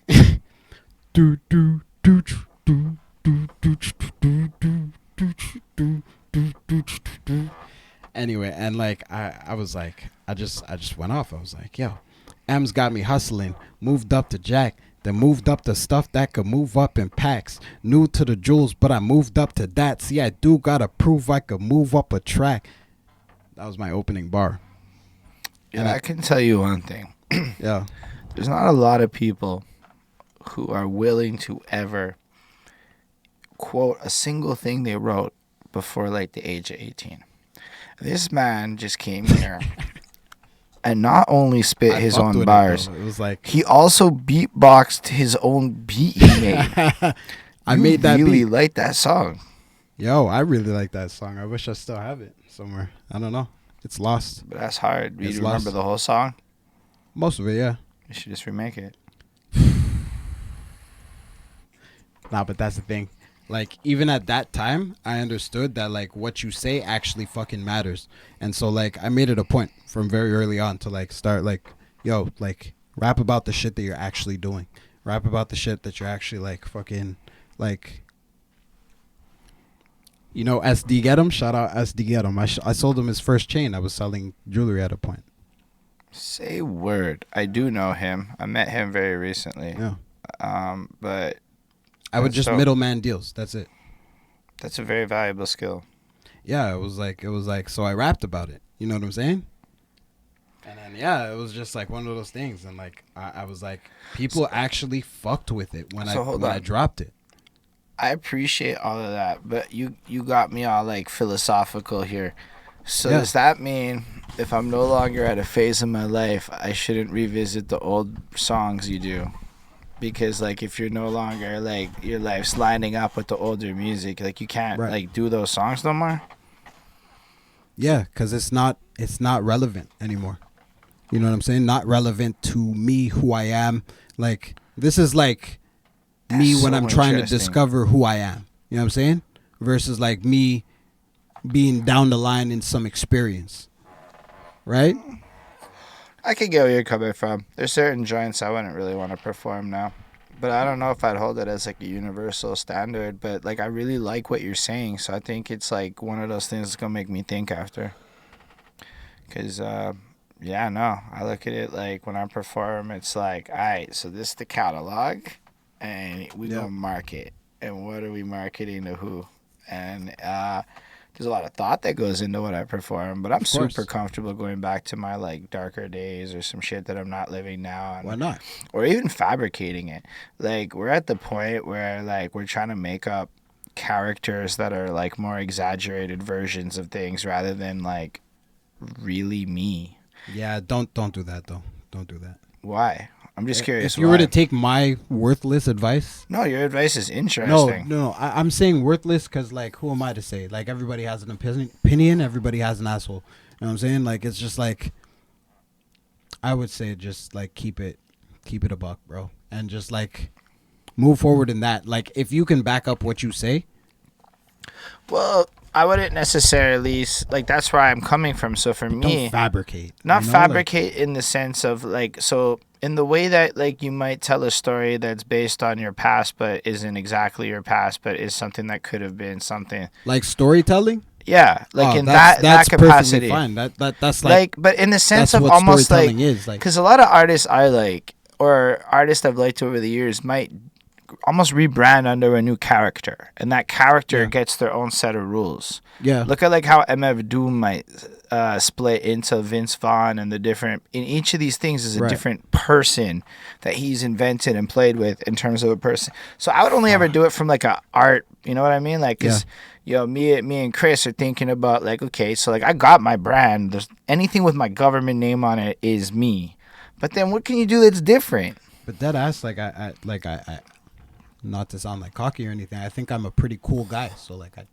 really like the idea of having like a persona per se. I know I have to like go a little harder, right? But like I really like you have to have that like sense in your mind that's like, all right, like here's where we close the curtain on like that shit. You know what I'm saying? Like Well, to be fair, I'm not going down no criminal path with my personas. If anything, I'm going down like rockstar dreams, and like I would play with like. Oh no! I saw some videos of your performance at Paul Wall. I could not be there. I had fucking COVID, and I was so pissed off that I wasn't nothing there. To do with any of that. I heard some stories, but like at the end of the day, I saw like just the wildest shit. I was like, it was literally a beach party on stage. Not bad. These two chicks, apparently you have nothing to do with them. You don't even know who.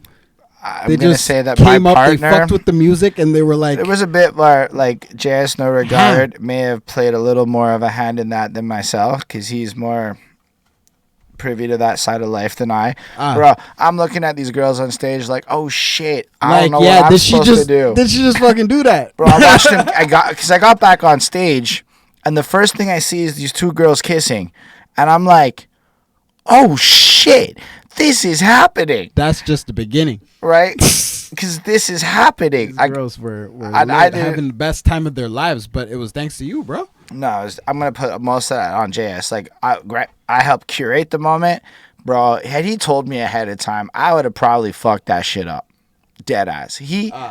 He knew how to play that situation and ensured the greatness of that moment. Hey man, that was a moment for real. Can I give you props for that? Yeah, for sure. That's gangster. But like in my head, it's like I think there's nothing wrong with like envisioning shit. Yeah. Right. So, but like at the same time, it's not like I'm ever gonna walk out and be like, "This is my real life," and like, you know, it's all about the packaging. Yeah. So like sometimes but like I think the idea of the power of words representing truth though is a whole other like side to that coin. There's like a vulnerability to it, and like I don't know. Like, there's certain people that I feel like they understand their vulnerabilities so much that it's like you can't fuck with them. You really cannot fuck with them. You know what I'm saying? And it's just like, yo, like, and people would see that and just be like, yo, like, I respect the shit out of that. Like, that's the shit that I'm looking for. That's the shit that, like, I want to, like, you know? No, I appreciate that. Yeah. But that's the thing. It's like, to me, like, everybody's art projects and their goals and who they're looking for, it's all different. Yeah. And I don't know that I'm right about anything. I know that after talking, like, we're episode 171. So it's been a lot of people. Shit, my guy. So I heard 171 at least different variations of things. Right. Plus the other shit. And, yo, everybody's stories are there's commonalities. Authenticity means different things to different people with regards to art. And I think what you're saying is true to you. And I heard your music. You're very thought-provoking in your lyrics, and you clearly have a mission and a purpose with what you're doing. I am trying to be an entertainer, and yes, I care about the message, and I really do. Most of my music, I try to put something in it. Of course. But I got all this shit to take care of my role model side. I can go be a fucking whatever with my music. I got so many platforms to go be a fucking grown-up on. You're you know what? I like the entertainer as a rapper. You know, like, I like this shit. So much sense. And tying into what you were saying before, that makes so much sense. Yeah, because, like, I don't know if you podcast or all this other shit. Because to me, it's like, I guess that's your only real... Is music your only real, like, way to put your story and your shit out to people like that? Yeah, definitely. Yeah, fair. I mean, like, what other platform? Like, I mean, you could make a podcast. You could be like a blogger. You could. I'm not. You could be a drawer. You talk to me in regular day conversation. I don't know if it's like all the weed I smoked, like back when I used to smoke like mad weed. Like, bro, I can't like say most of my sentences like in one go. I mean, you'd be hella coherent tonight. Nah, I get it, but like, I hear what you're saying, but like, it's still like, that's why we're doing this. We're getting to know you, but as we're talking about it, it's also like interesting, I guess. Like, for me, like, if music is like, that's how people are gonna get to know you, and they don't have these additional avenues, then maybe it becomes more relevant to stay as true to self. Just like, not like, it's not like a publicity thing. It's not like a like everybody's got their things that they do. You know, we play ball. We still play ball. We fucking like I'm at events, like watching music, doing music, playing instruments sometimes. What do you play? Drums. No, that's cool as fuck. Yeah, but like not like your drum set. Like, you know, my pops is into all like the African drumming and shit, and like steel pan and all that. Yeah. Bro, that shit's fire. I have a funny talent. So like, if I think of a beat, you tell me like any beat, and like you have like a keyboard in front of me, like I'm gonna fuck with all the notes until like I figure out the pattern and the timing for the song, and I'll recreate a song on a piano in under like we'll say 5 minutes. That is pretty incredible.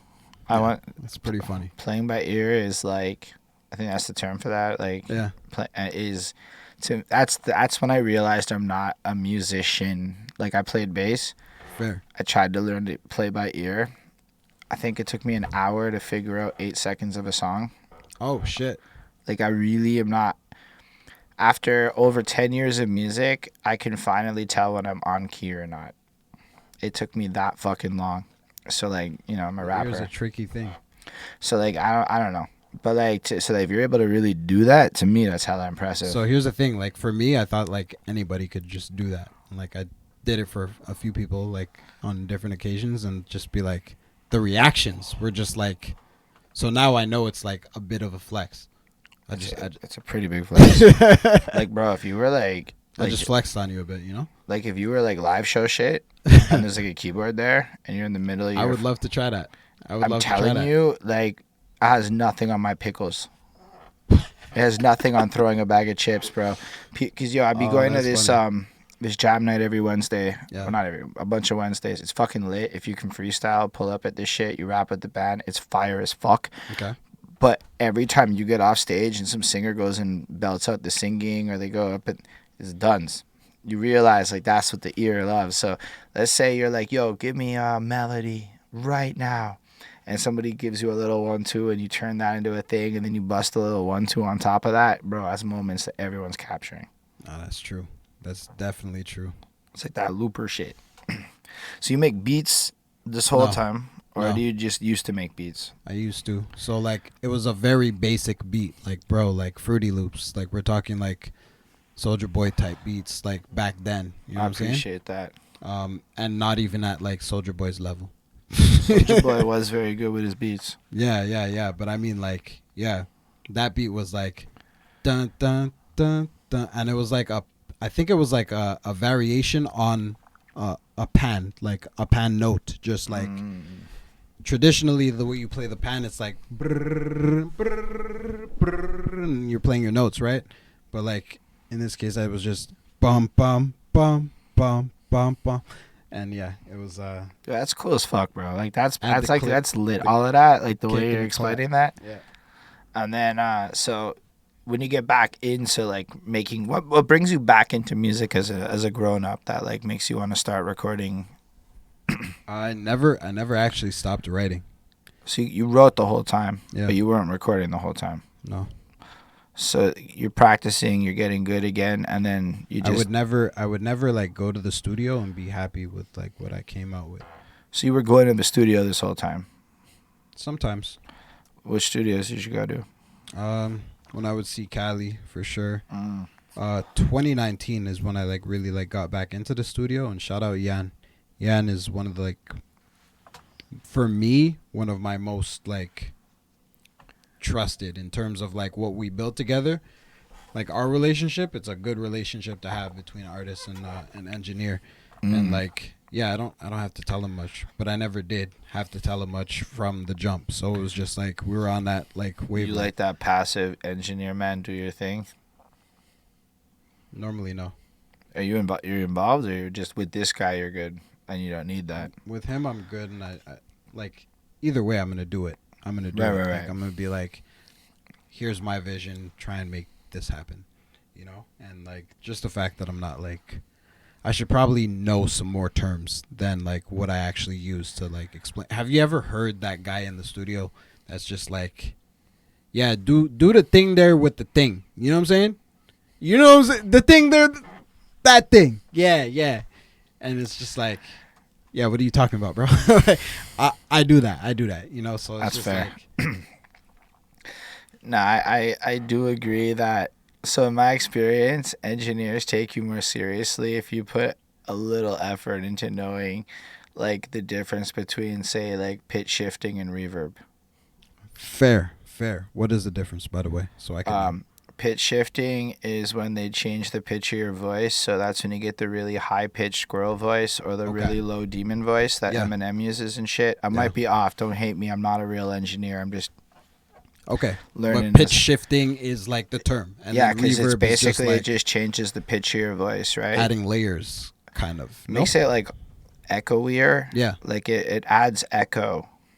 That's as good as I understand reverb. Fair. So it makes your vocals wetter, which gives it like more of a hollow feel. Yo, I'm gonna try that on my engineer homies, see if they treat me At least better. if you say hollow, like if you can make it like sound wet.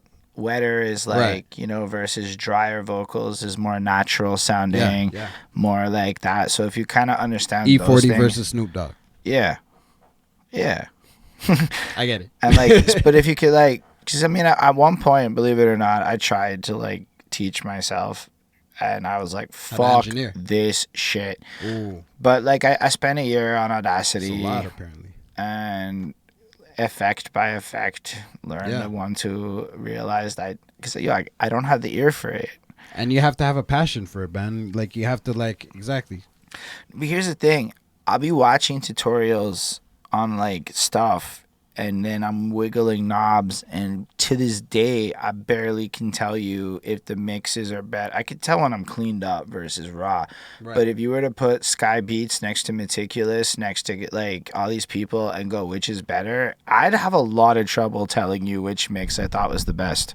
Sky Beats 1,000,000%. No disrespect to everyone else out there, but Sky is the dude who currently gets my money when it comes to mixing. Sky took Clap Those Hands, and Sky redid the beat in a way where, like, and he argued with me too. He said, I don't like your vision. So if you check this song, there's the Sky Beats version and there's my version.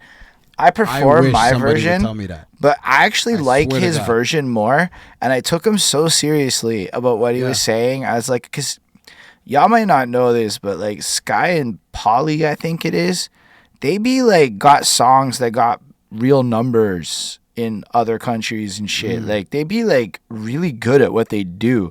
So if Mans wants to tell me how to make my music more marketable, he actually knows how to do it, but he also knows how to remake your beat, and he also as well. And there's no disrespect to any of the other people. Yeah. But he understands EDM music, and none of the other people I think do. EDM. Yeah, dance music. Because it's like important in my opinion for if you were gonna say my thoughts on the Montreal sound conversation. EDM blend with hip hop. Absolutely. I believe that. Everything else is underground and subculture. Bro, you say you're having an EDM fucking party, putting out like flyers for that. You know how many people are showing up, bro? 50-50. If you promote it shittily, I've been to some that are empty. But usually by 2 a.m, it's fuller. I'm on the outside looking at it. It looks pretty. They got the right promoters. Yeah. But the thing is there's more promoters, there's more profitability, there's just, but it's different drugs, different problems. Yeah. So like there is differences to it. But when I started rapping, it was 2012. I was like bragging about like 80 people, because that was like cool back then. Like the little venues was packed. Like Blue Dog would have never been empty in 2012. Yeah. And then my brother was a DJ in the rave scene. 300 was a small night for him, and he was making bags here and there. And I was like, wait, what? And this is 2012. That scene's just pop, bro. Shit. Little Sonic didn't just randomly happen, Shit.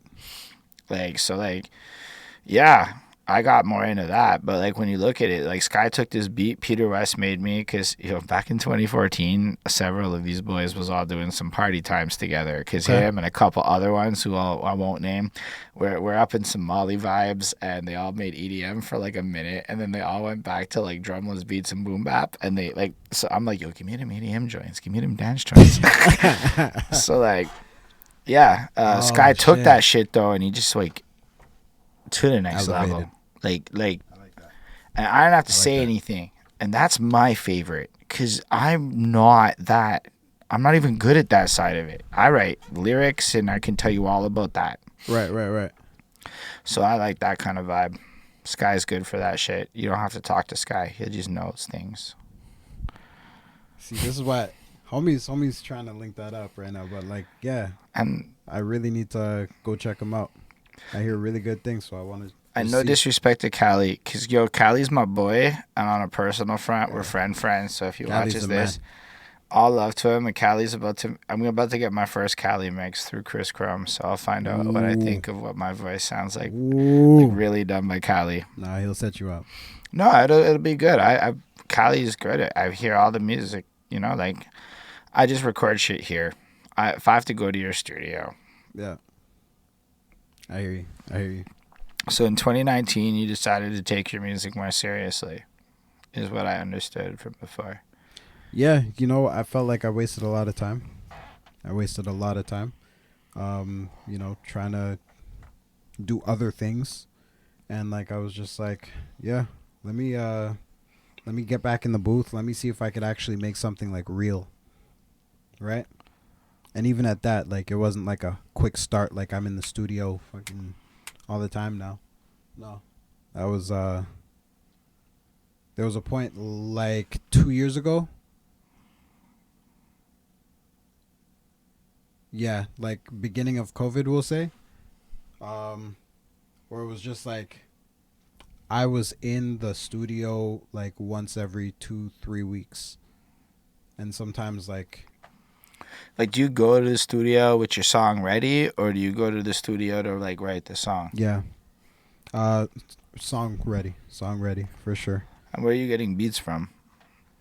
YouTube, looking at like type beats, people that I fuck with, and like people that I think like have like the right idea when it comes to like flow and like shit that I can have fun on. Like I've made some songs that I think are like really funny, but like more comedic than like, anything fun or like real. You know what I'm saying? I'm sure they're still real. They are to an extent. Nah, but I get what you're saying, because like there's this idea of what real means and the context of, I guess, seriousness. So there's this one song, it's called Monica, right? Monica, you acting like a bitch, then you ain't Monica. If bread don't break, I ain't talking palm with you, because you looking like a lick. Monica, palm itching, hit you, That's hard. Right? So like, it's like comedic, but like at the same time, just like some other shit. That's what I'm saying. That to me sounds like as darker Right. shit, right? Like to me, like, yo, it's all about like what you're doing with it. Like I think a lot of stand-up comics struggle with message. They know how to tell a joke, but they ain't got no point to their series of jokes that they string together. Whereas all the people I've ever watched stand-up comics of that I've really enjoyed, there was always like, I think it's like Chappelle is an example. Like there's points to it all, so it would drop you with that like punchline at the end, and it just ties like the whole fucking hour and a half into like one theme kind of thing, like. So in a lot of sense, hip hop's like that. So you could be funny, but if there's a point to it, it comes off as like serious to the audience. Like Ludacris is a great example of that. Ludacris was amazing at that shit. Like I feel like remember the shit that he did for like Gold Member. When Gold Member came out, what was that song called? I don't remember the Gold Member song, but I listened to like almost everything that he did back when I was in high school. So like Ludacris is like in my top 5 most influential rappers on my flow. I definitely did a parody rap to that song specifically that I'm thinking of.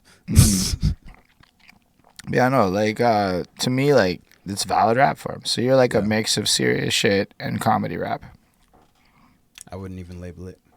I'm like somebody that like I'll write about one thing one day and like be like in a whole nother vibe the next day. Sometimes I just feel like partying and like letting loose. Other times I feel like being serious. Other times I feel like, yo, there's some unresolved shit in my mind right now. Let me just open up like, a 1-2. And so you're just a human with it. Yeah, basically. And that's like going back to the authenticity of it. Like it's like I don't know how I feel about having like a character and understanding that there's certain things that you're gonna like push out there more. Like I'm not gonna come talk to you like I talk to my 4-year-old, for example. You know what I mean? But like I know that there's some limits with that. But like, yo, you know what it is though? For me at least, is I written a lot of songs. Yeah. Shit like Lose Weights, I would say pretty valid to my life and true to form. Fair. Then all of a sudden you get hit with make a song about like fucking you don't like pickles, and then you start getting these weird like branding lore things that happen, and like it's not me anymore. It's like this, like I look at it like my authenticity is there. Yeah. Because I approve everything, so it's got to be cool with what I'm cool with. But like, yo, I'm acting. This is all acting to me. Like the second you see me at a Blue Dot, that's not me. I'm a different person. That's the version of me that is on camera, we'll call it. And like, there's like a switch in my mind. I feel like it's important that you know the difference. Every girl that I've ever dated can tell me all about this shit. Way more than I could. I don't see the switch. Of course. I'm aware of it, but like I get really aware of it when people who like internet me come to like chill with me and are so disappointed by how I am in real life. Okay. Like even right. I mean, like, yeah, going on that, like, there's a million versions of yourself that's out there. No, but you see me at a party, I'm drunk, or I'm wavy. It's right. And then you meet me at 3 p.m. when I'm just like serious. Right. And I don't really laugh a lot. Like, It's like, hey. like I have to, when I'm on camera, bro, I got to think about laughing the entire. Right, of course. Because, like, yo, I got to look sociable. In real life, I don't give a fuck. Like, but, you know, then you get resting bitch. Anyway, so people sometimes, like, get this, like, misconception, but, like, man, I do a lot of content. Like, there's a difference. You enhance parts of it. And I think that as you do art longer, like, there almost has to be a segregation between self and art so that you don't, like, lose yourself to it. However, I don't think you should ever, like, I should never start rapping about selling drugs, even as a joke, because I don't know fuck all about it. Right. But, like, I could rap about shit. Like, I could probably make up fraud stories pretty convincingly. Fair. It's like that storytelling rap, like. Which is to be pretty authentic. Like, arguably, that's Nas. Yeah, you can have a little shotsy poo. Go for it. Here's gonna become a whole I just got the approval. Yeah, run it. I mean, yeah, this is straight from Jamaica too. This wasn't even by here. Where's the shot glasses? I don't. I have to go get them. I don't actually have any on hand. Give me a second, folks. We're gonna take a little impromptu get the shot glasses break. Oh, where did you get this swag from? Fuck if I know. This is like that. It was in the closet, so I had to clean them right quick. Fair. But yeah, all I'm saying is, to me, like, the authenticity point's interesting. Oops, my mic's falling, because of the fact that, like, as you get into right. Like, that's it. Oh, my bad. Yeah, I don't know what we're doing sometimes. I just roll with shit.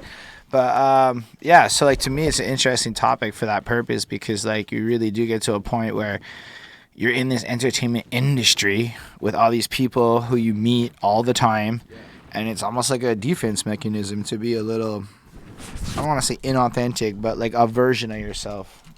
You want some CY? And yeah, cheers.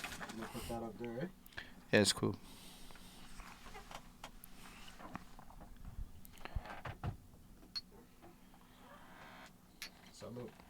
Salute.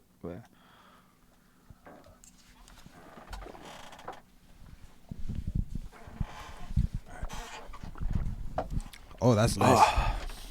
Yeah, I absolutely need chasers. That's nice. This whole drinking shit's relatively new to me. Oh yeah. I had some bad experiences drinking when I was young. Okay. Like work party, puking on myself, shit. Like, that's not fair. Good. So now I you do a understand lot your of limits. No. No? Okay. Just ask anybody about the Douce incident of a couple of weeks ago. Ask Blaster about me drinking Douce the next time you see him. Blaster, Douce, gotcha. Yeah, he'll know exactly what the fuck I'm talking about. Yeah. All right. So they're gonna be like, Blaster, Holden, Douce? Yep. It's going to start like that, and he'll be like, and then he had a lot of fun with that moment. But then you like, COVID ended. And with people CY getting show, back out and shit. Shout out CY. I consider Shout April out 2nd's Montreal United to be the official end of COVID party that's kicked off. Yeah, pretty much ass. A lot of us. Deadass. Like, first time I met Showbiz like that. First time I met regulators like that. I think a lot of people there. I might be off on some of the first times there, but a lot of us met that night. So it's true. Yeah, then a lot more alcohol appeared a lot of freer alcohol appeared in my life than I've ever experienced before. Because I used to have to pay for all my booze, and now I don't. And that's when it got different. Gangster. Like, you think I bought Douce? All that being said, so you're getting back shout into out Showbiz. You're getting back into shout out Showbiz. You're getting back into the music. You're like setting up 2019. Are you performing at this point, or is it just like recording and like perfecting your shit? Yeah, really just trying to find my recipe, and then like the confidence to be like, I trust this out there in everybody else's hands. You know what I'm saying? And so that took you, I guess COVID kicked in and then changed shit. Yeah, it really, like, you know, COVID did a lot for everybody in terms of like mental states, good and bad. You know, for some people it was good, some people it was bad. Like, I just It was get it where I super fit it. transformative. Transformative, fair. And like, yeah, man. Like I just decided I'm like, this is something that makes me happy. I'm gonna make time to do this. And like, if I get something that's dope out of it, perfect. Even better. That means I'm getting better at my craft. You know what I'm saying? Like, and Yan recorded that Monica song for me. And like, that was it right there. My boy Gabe. Shout out Gabe. He put me on to Yan before he left the city. And yeah, he left that in my hands, and he was like, yo, with this guy, like, I'm telling you, like, just come see him. Make time, come see him, work on your shit. Like, you know those people that like believe like you got something nice, you know? Right. I was just like, all right, bet. And like, yeah, from there I started like really going more often. And then you would write the songs, find your beats, turn it into like a process. I saw Showbiz was doing his thing, and like he was getting a lot more out there in terms of like, all right, now I'm seeing like this guy's posting another video and like. Do you know like Showbiz like, from before then? Oh yeah. Oh, because he went to Westmount. Same school. He did. So playing ball together, he grew up like literally. At that time, he was like around the corner from me still. So like we'd chill outside of school and whatnot, played Super Nintendo, all that shit. You know, like. Anyway, getting back to it, it was just like I see him posting so much, and I'm like, damn, that like really like inspired me to start moving and do some like, you know, anything. We connect, we link. I'm like, I put him onto Yan. I'm like, yo, try this guy. They click right away. Boom, boom, boom. We record a song. We record 2 songs. All of a sudden, it's like Showbiz invites me to come do one of the songs that we made on stage with him. I'm like, yo, what show is this? Montreal United. Montreal United. I don't know the number because trust me, to this day, like there's not much I pay attention to. I think 20 was the first one, and it was so noticeable because 20 was like the first one post-COVID. Right. And I'm pretty sure it was that show too because I was there. And yeah, we performed this song called Spring Babies. And I'm like, you would know that I made it if I went and bought a yacht. Smooth hands how the ops watch when they try and plot. They really try and reach. Ain't even got hops. Hate to shooting bear bricks. I don't even got block. And like that kind of shit, right? And that's where I got to link up with CY because CY was like, yo. Oh, you guys like reconnected then. Yeah, we reconnected. So yo, Showbiz like crazy. Brought you back into this universe. Yeah, definitely. I didn't even know that night. I didn't even know CY was the one putting it on. I thought he was just there having fun. I'm like, bro, I don't ask questions. To be fair, CY when he's promoting an event sometimes does look like he's there having fun. He's definitely having a good time. Mr. Two-Handy. Always Mr. Two-Handy. Sure. Yo, CY that I'm smoking in Blue Dog like a chimney in there. No, never that. You wouldn't do such things. All I'm gonna say about that is I think Eclipse gonna be watching this year. Uh-huh. Yeah, I think Eclipse gonna make some points this year. Oh yeah, Eclipse. Who's that? The gang police. They're basically the undercover gang police types. They're really. So like if they fucking. I mean, I think they arrested Shabo on stage for smoking weed on purpose. Really? To send a signal. And I mean, if you were gonna go try to make a nobody point, actually does that though, like smokes weed in the club and shit. Like, yo, this fucking photographer. That guy's brave. Hold on, this guy. I was gonna say, yo, you say that, but the fucking Wonder Bread, all love to you, Wonder Bread, took a picture of me lighting a joint in Blue Dog on Saturday while I was fucking faded. Just me in the middle of the bar, not even in a discreet spot, like on the stage. Yeah. But it's a time and place thing. Sometimes you're allowed, sometimes you're not. No, honestly, anyway, like it's just one of those things, bro. I mean, we take some liberties in life. Sometimes we don't. CY usually is hiding behind the stage doing it, not so flagrantly, and he has respect. I think. Gang. For all I know, CY is in the front of the bar. I don't really think so. But so you came back into this whole game because of Showbiz, and then that introduced you to the CY plug, and then you just kind of spent, that's I guess the last year, I guess, pursuing the music thing a little more. Because now I see her on the Bro. CY Mob channel. Yeah. So that's a big whole thing. I'm blessed. Honestly, like I get lucky a lot, like in my life, a lot. That's a new thing now. I'm gonna get roasted for this, but yeah, I get lucky like a lot in my life, and I recognize it. And so yeah, I'll take advantage of all situations that come my way. That's just like, yo, this is luck. This is like seriously like, and me and CY, bro, the way we go back, the way that I feel, the way that he feels, the way we fucking move, like I'm like, yeah, I fucks with it. And so yeah, we got to this point where it's just like he'll tell me how many shows we did in the last like few months, in the last year, and like I don't even know the number, but anyway, I'm always surprised when I hear it because I'm just like, he'll hit me up, and he'll be like, yo, are you seeing what you're doing? Like you have. Yo, let me give you some like accountant advice. Yeah. Write it on a tracker because it's technically you're an independent contractor that's working for yourself at the moment. Yeah. And if you keep track of all the shows you do, it's like time spent towards a business. Really? Interesting. I mean, I didn't make a lot, but I got paid a couple $100 to rap last year, so technically it's a revenue stream or a source. Yeah, you could take every Montreal rapper. And he did this, he was over there, and he was doing this show and that show. I take that times by 10 and add his boy times that by 50. That's my shit. Fair enough. CY has done a lot of stuff. It's not even close. It's not close either. No. It's facts. CY is out there doing it. CY knows how to actually make money off of music in situations. Respect. Yeah, I look at C like a mentor.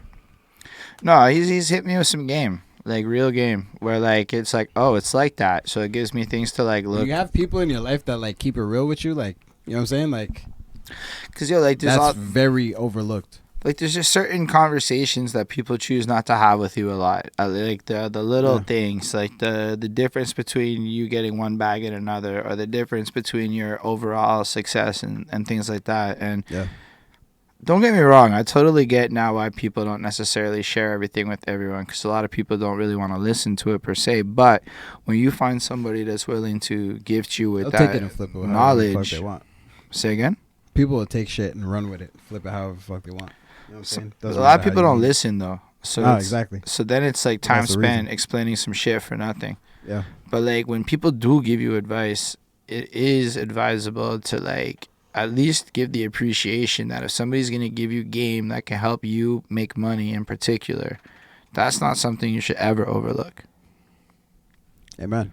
But yeah, so you guys, are you part of the SouthWest music group now? SWMG. Yeah, for sure. How does that like officially work? Because to me, like there's CY, there's a SouthWest music group, but it's like this mysterious figure of elusive, like, is it like an official roster? Are you guys like sign?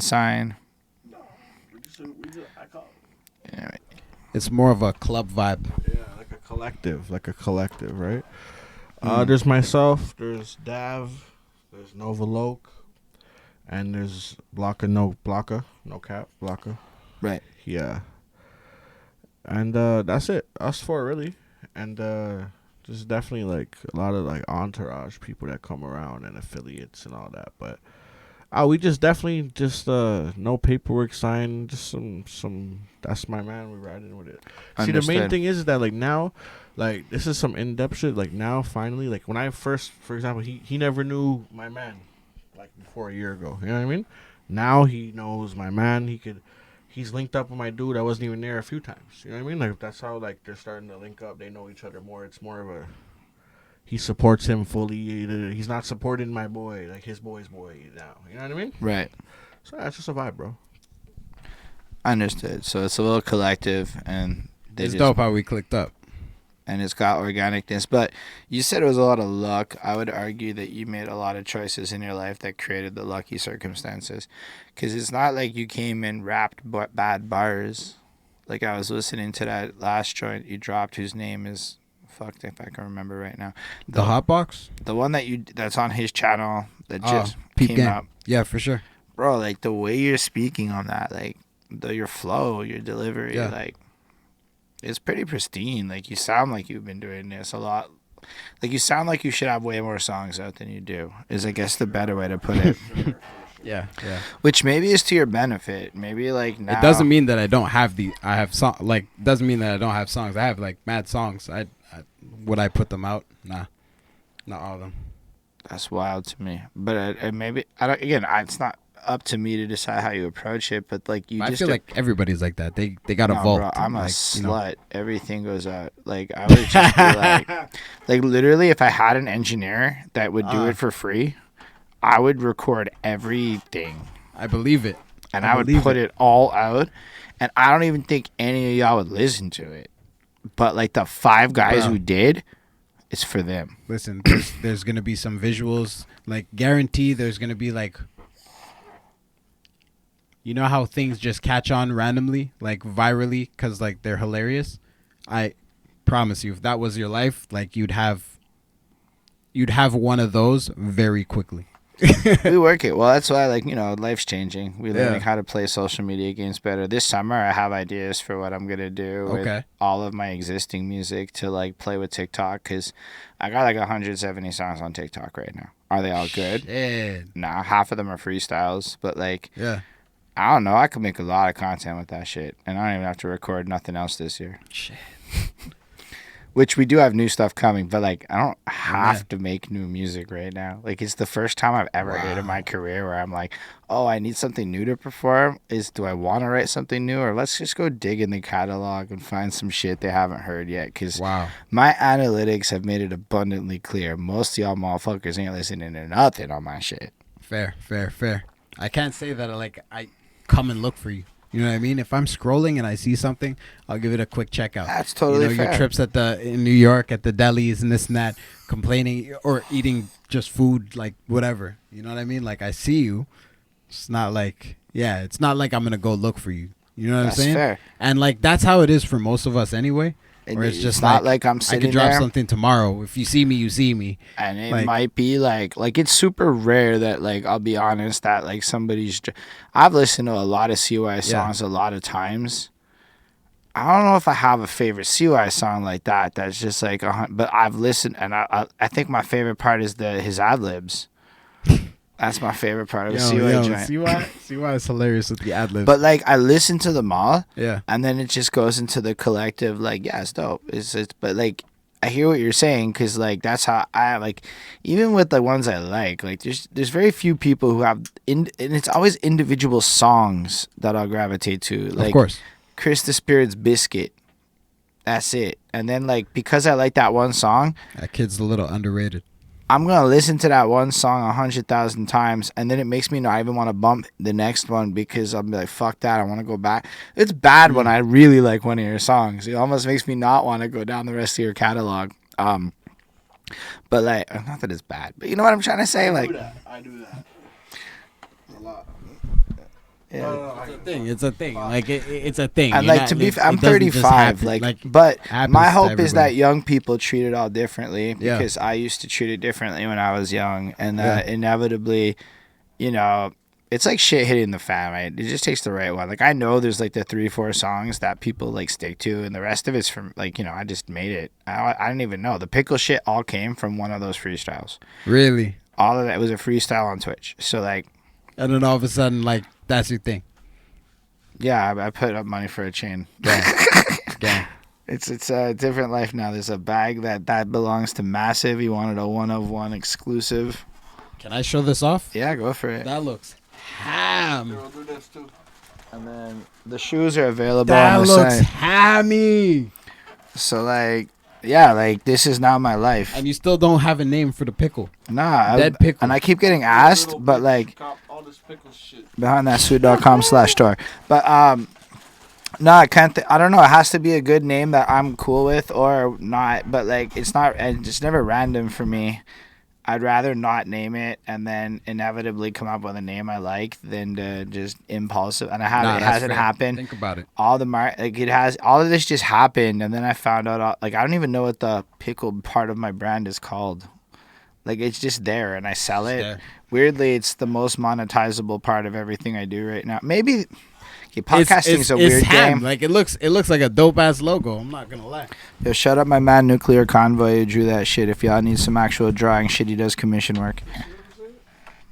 What? Yo, what do you think of Baby Dills? I don't like pickles, bro.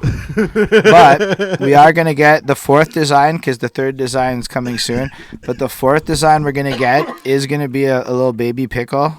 And we're going to launch baby fucking cloves and shit with the baby pickle. You should get like the little baby pickle. Although that one's only going to be like a happy pickle because I feel weird about selling a dead baby pickle. That just doesn't, it's not the flex to me. Just a little baby pickle. That's that marketing training thing. Well, it's also like, there's a part like in the authentic, like, do you really want to sell it dead? Like some people are like, yeah, I do. Yeah, I do. And they looked at me dead ass like, why are you saying no? Do it. I'd buy the dead baby pickle shit. I'm like, man, I don't know if I want that. It's dark. You want to go down that route? I'm cool with the dead pickle. The dead adult pickle. Apparently, then somebody's like, they're all dead. I'm like, just chill. Bruh. So, I guess what's next for all of your shit? Like you said, like, so you're not part of the SouthWest music group. You guys are pushing. What is like in the future, or like I guess in your plans? Like that was a really clunky question. Really dope question. I had a really dope weekend. We shot another video. We laid down like a solid track, and I'm like, wow. And it's gonna be a nice project. I'm not even gonna throw out like all the details, but like at the end of the day, I was just like, wow, this is gonna be a very good look, good look. So connected with an artist from OT. Ottawa. Sorry. Hold on, I've never heard anybody call it OT. Is that a thing? I call it OT, but like OT, OTT. 613, like whatever you want to call it, but like yeah. Anyway, I fucks with the artist out there, and honestly, I'm just super excited about what we dropped. Again, I respect people a lot who have that authenticity, where it's just like they're about what they rap about, right? Versus like if you make it up, I'm just like. I mean, all I'm saying is sometimes the make it up shit's pretty fucking good. Nah, no shots. But I'm just like, it's one of those situations where I'm just like, I love that kind of shit, and like, I'm really excited about what's like you gotta understand. Dropping. Me and Chris wrote a fuckboy anthem, and I feel weird about it because it's not authentic to my current life. But it's a really good fuckboy anthem because it's authentic to Chris's life. Because Chris is like, I literally don't even have the beat or nothing. I wrote it in the like fucking MCO's crib. I don't know if you know MCO. Isn't the fuckboy anthem like Stacy's mom has got it going on? I mean, I guess that's a good one, right? But like, then you got real fuckboy. Real fuckboy shit can be said. Is all I'm trying to say. So, I wrote that and I'm like, I don't even know if I believe this verse. Like the city girl? And I feel weird about it. Real hot girl shit. You just got real fuckboy shit. It is. It's what it is. Because Chris is currently living out, and he's going to edit this, so trust he's going to hear everything I'm saying. Hilarious. But he's on his real fuckboy phase in life. Man's be out there banging girls, getting free clothing. Chris Chrome got his name from a big gang. Is that true? No. I'm joking.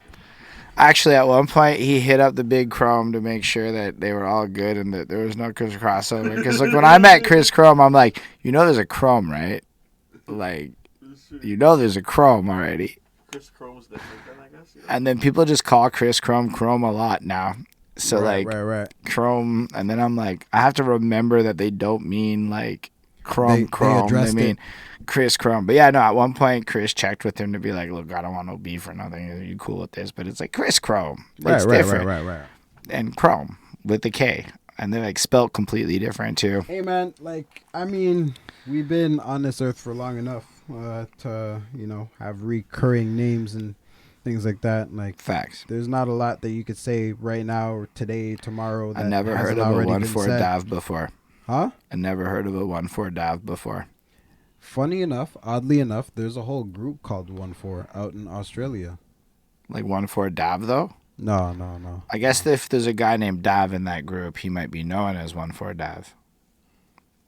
I could see that happening, but That's what I'm saying. Like, nah, that's like there is still creativity out there because all of us be at this point, if you're smart, Googling your names. Like we came up with the name Perspectives as like a podcast, like, and we had to check to make sure there was no perspective. We were wrong.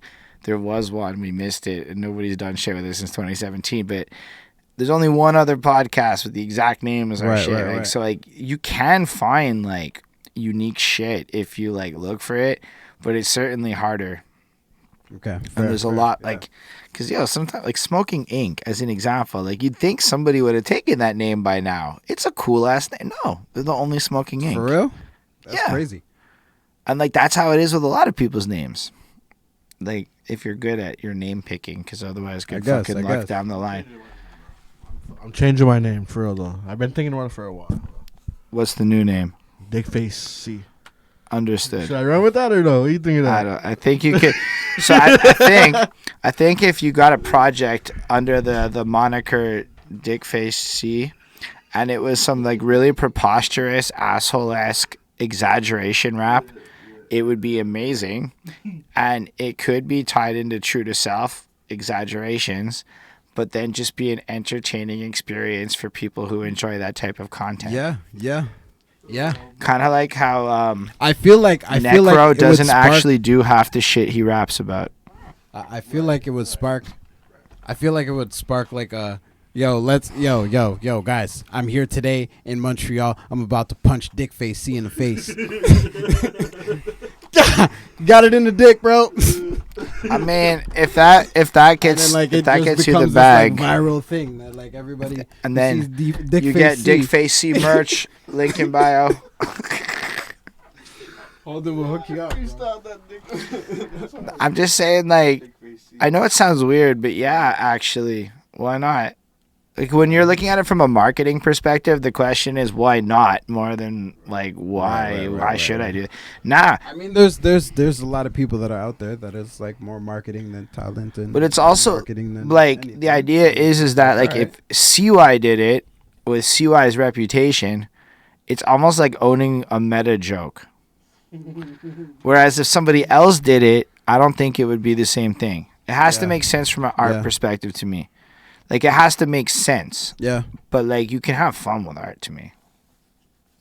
Bro, we're going to make you $1 million this year. No. Dickface C, baby. Two. Bro, make that Dickface C project. Yo, watch how it goes. My man's got next. I got Deuce. And then get, like, a whole costume, like, a whole persona.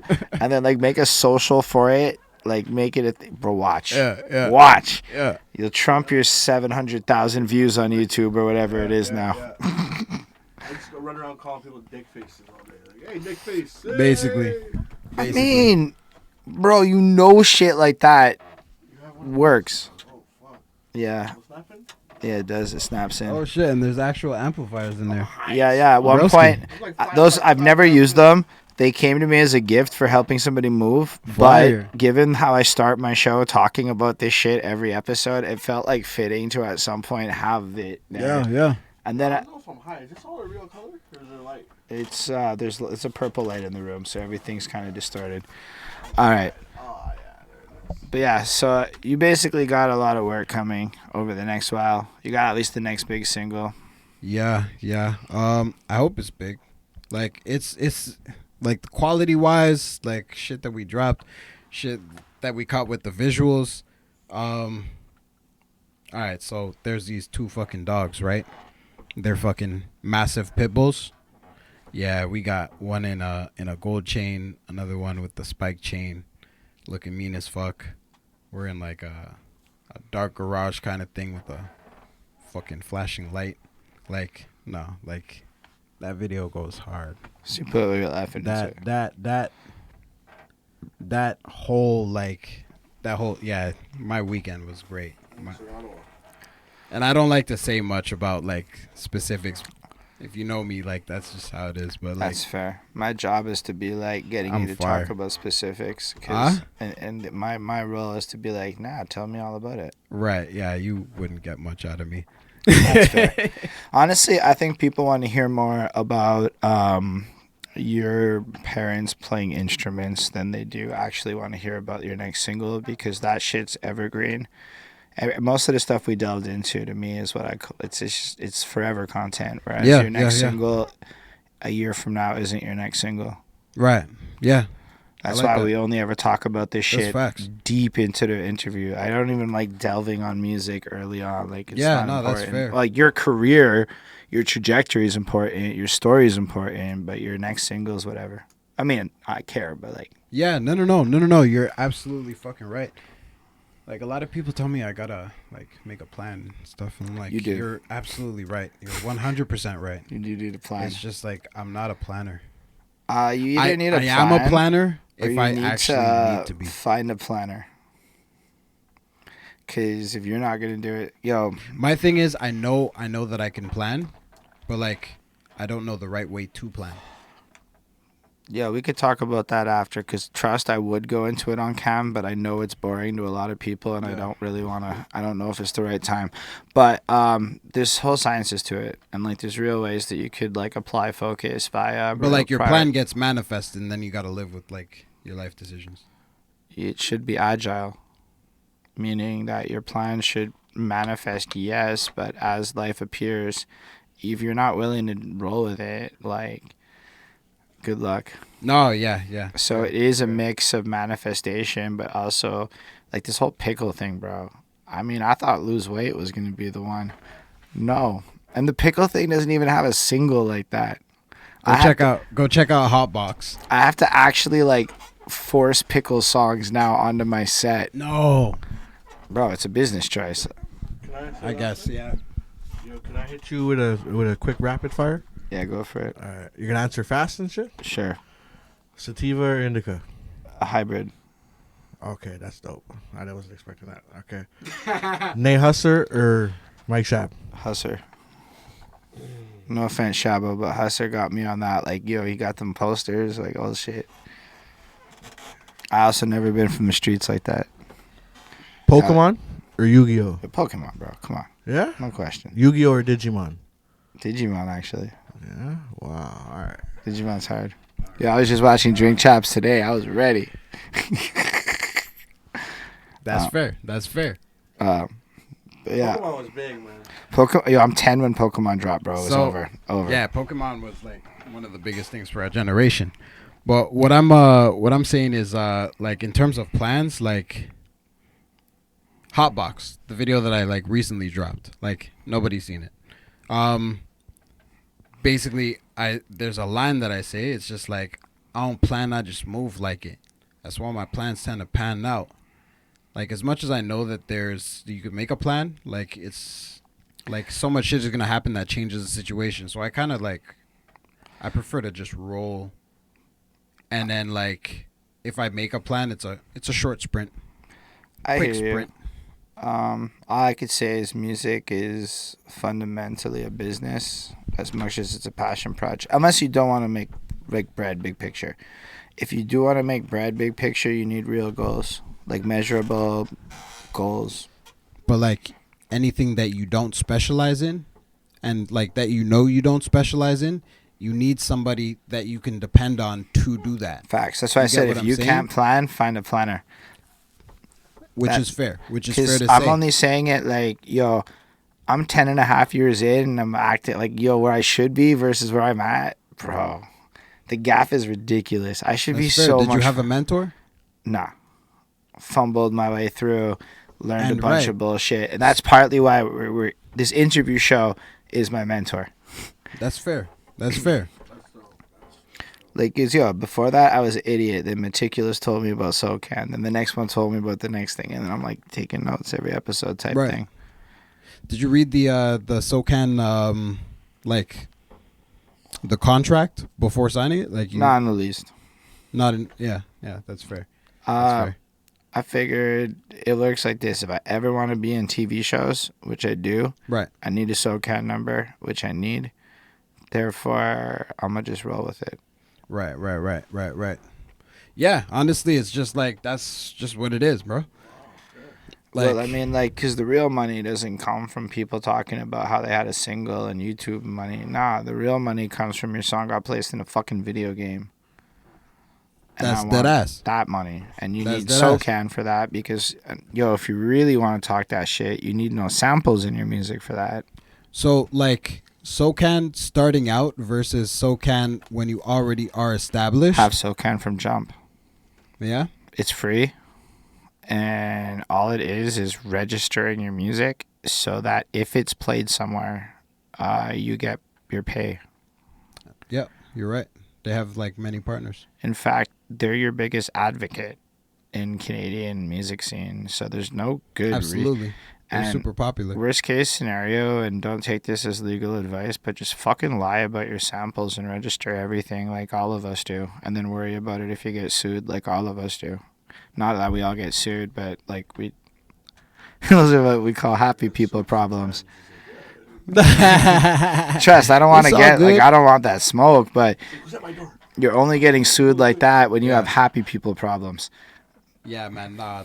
I'm like non-confrontational. Like I'll just tell you, like, I see it differently in certain ways, and like I'm just like, I'll never try and burst your bubble, like with my thoughts. But I'm just like I'm a little more hesitant towards that. But like I don't see it being a bad thing at all in regards to like if you have something that's already pushing, okay. It's more like if you have something go viral tomorrow and get radio play and you don't register it, you're robbing yourself and you're going to regret it.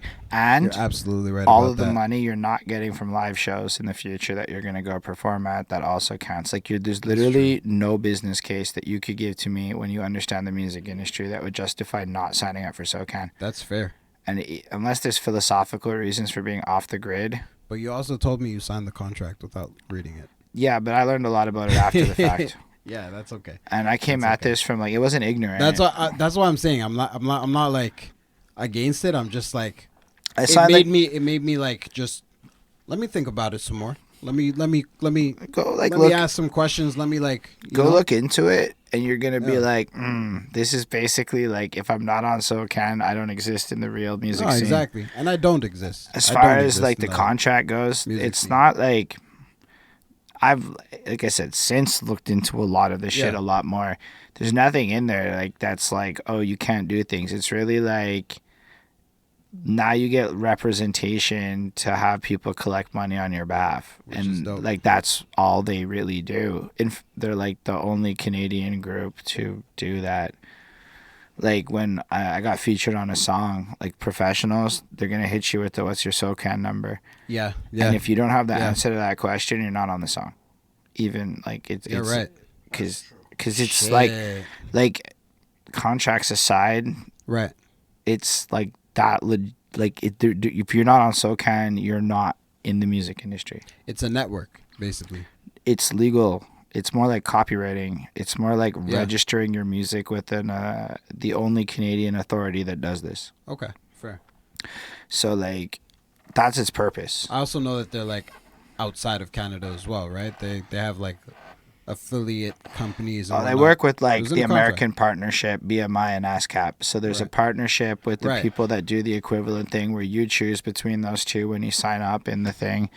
And, I don't know. I think I picked BMI. I don't know. You two told me which to pick at the time. I have no idea. All right. Because it's American shit. Yeah. And I said, listen, the way it was described is you're talking about the difference of like marginal money versus like it didn't seem that important. Again, this is when I signed up. And I don't know. I don't have anything popping, so I haven't seen it. But I did get my first $1 in royalty money this year, so that was hard. And but the reality is like it's the show money that made me really like do it.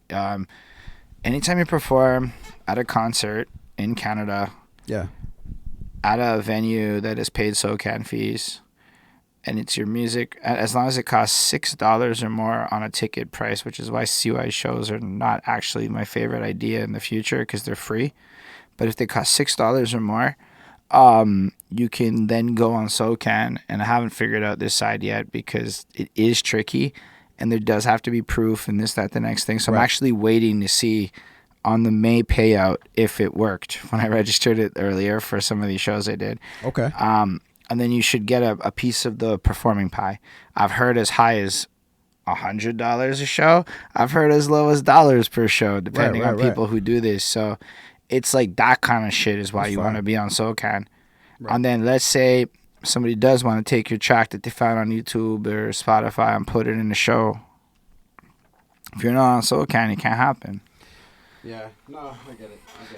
And it might be that they turn out to be the evilest of evils, but the flip side of the coin... No, that's not at all what I'm saying. No, I hear it. I don't, like, on my chessboard, like, I don't see that as, like, the move that I would make right this second. What I can say is, you're probably right. Like, it's like I don't know how to describe it. You don't know when you're going to end up in that room in the next year where it'll make a difference until you don't have it. And I like anybody watching this that's from they're going to know, like, I'm trying to push this a little maybe too hard, but like, nah, there's nothing you can do as an artist out there in Canada that's more important than registering on SoCan and registering your catalog. That's fair. Everything else you do is whatever, but like if you're not doing that, and it takes no time at all, like once you know how to do it, it takes like 3 minutes a song, and like the sign up process is free. Like it's all easy. You know what I just thought? It really goes back to like what I was saying, like about being like young and like, you know, the great advice, and then it's like, but the ideas, like, does it line up with what I'm thinking? So it's like, I'm not doubting anything that you're saying. I'm just like, it's not for me right this second. I hear you. Yeah. It's not like my wavelength isn't there. That's totally fine. Yo, it took me a very long time to do it. I'm talking from a position of having thought about it, and I've watched countless YouTube videos on the topic. I bet you niggas is looking at me like a lick right now. They're like, "Oh, yo, all right. Let me copyright some bars here." They can't. That's not even how it works. Like from a legal sense, like I'm not a lawyer. As long as you can prove you have the doc file / fucking original file, they can't do shit to copyright your copyright in Canada is a lot simpler than. But the enforcing and getting money out this situation is where SoCan. Let's say your song gets radio play. Right. Like right now, all of a sudden, 94.7 starts playing you every day. Yeah. That's where you'd be mad you didn't have a SoCan, because there's no retroactive. But then you got your name out there, and people are like. Responding and reacting. The difference between having that and $1,000 and that and no $1,000. Okay. You're getting the name either way. We're talking about attaching your. That's like the short game. No. We're talking about setting up your business correctly in the music industry. Actually. Okay. Like I have to dispute that. You're talking the short game. I'm telling you about the long game. Fair. Like musically. I'm saying this from like I lost money by not doing this is what I learned. And then I got the lesson 8.5 years into music. Let's talk about that. Like, not now, but like, let's talk about that. But I'm cool with these conversations on camera because I want people to see this shit and think about it. I want them to have that moment. It is something to think about. And I accept that, take 6 months. Take a year. That part's fair. However long it takes for you to be on board and comfortable with your decisions is also super valid. Right. I just would feel like I failed you to not stress this point this seriously. I got you. I respect that. I respect that. And get merch on deck as fast as possible. What kind of merch? Anything that you believe in. I'm not going to tell you to put your fucking face or logo on it, but if you have like a slogan or an idea that you represent, something you think people would wear, because then every time you go to a show, you have an additional revenue stream. Well, shout out Drug Profits, because they've been putting on like crazy. These guys have been going hard. Same as the Regulators, but like, I see more closely what the Drug Profits are doing, and like just the moves. I'm just like, okay, I like seeing this kind of shit. Like it really like these are the exact words that come out of my mouth when I'm talking to them about it. Like I like seeing this kind of shit. Yeah, you know what I'm saying? They are trying to do some very big. Let's do the music industry right type things. Yeah. I think Regulators is more of on the artist wave, but definitely also on the artist wave. But it's not to take away from their community efforts, because they are also out there throwing events and really being like, I love the Regulators merch. I gotta get me some fucking merch, bro. But I definitely would say that they are in different spheres of what they're trying to accomplish with that side of things. So I appreciate what you're saying. Ask the drug profits of SoCal. Yeah, definitely. They would definitely tell me some shit. Yeah, for sure. But with that, I'm curious to see where you go with everything, and I really do think you have crazy skill with this. I appreciate. I encourage everyone to follow you and like support your shit for real. All the links will be in the description. I think it's I appreciate that. OneFour Dav as written in the title, but as one word in the Instagram. Oh yeah. Because they gotta follow you, and then keep in touch, and then that's how they stay afloat of your music. # social media game. I'm really trying to build a decent sized Instagram. Like, something that I could be like, okay, hey, like, I'm going to post something and people are actually going to like see it. Like, it's going to be in front of people. Right now, it's like so barren. It's a game of consistency. Consistency? Yo, it's also reinventing yourself. Like, I'm in a weird flux. I'm good at old social media. Now it's new social media. So I'm as bad as everyone else that's not winning. Very video centric.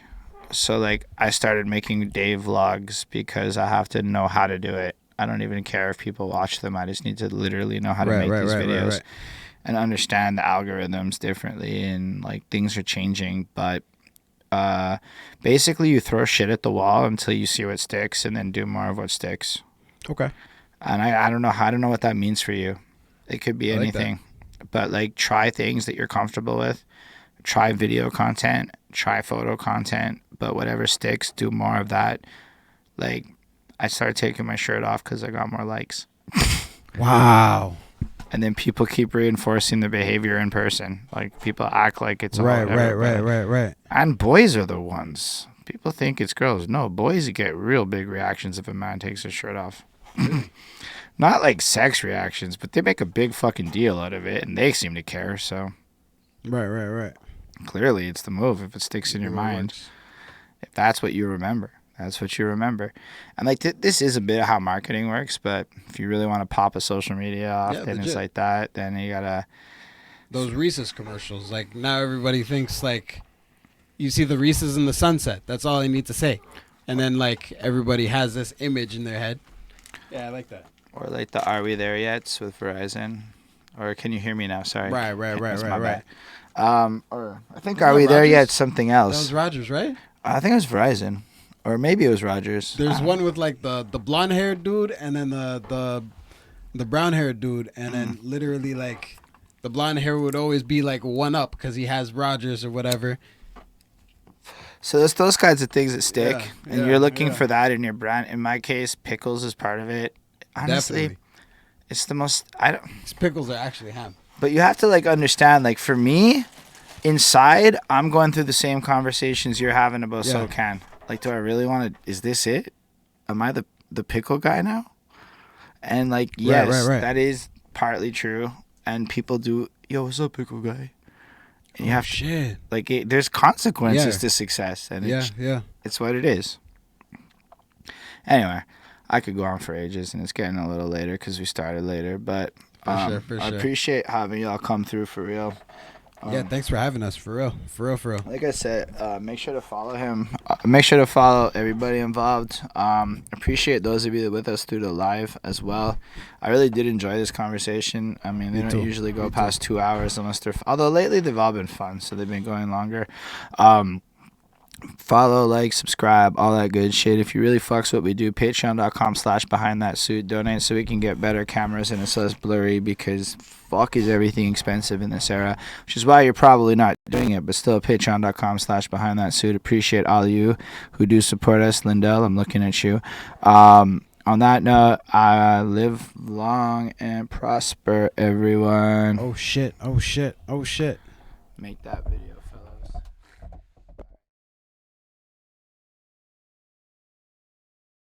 Thank you.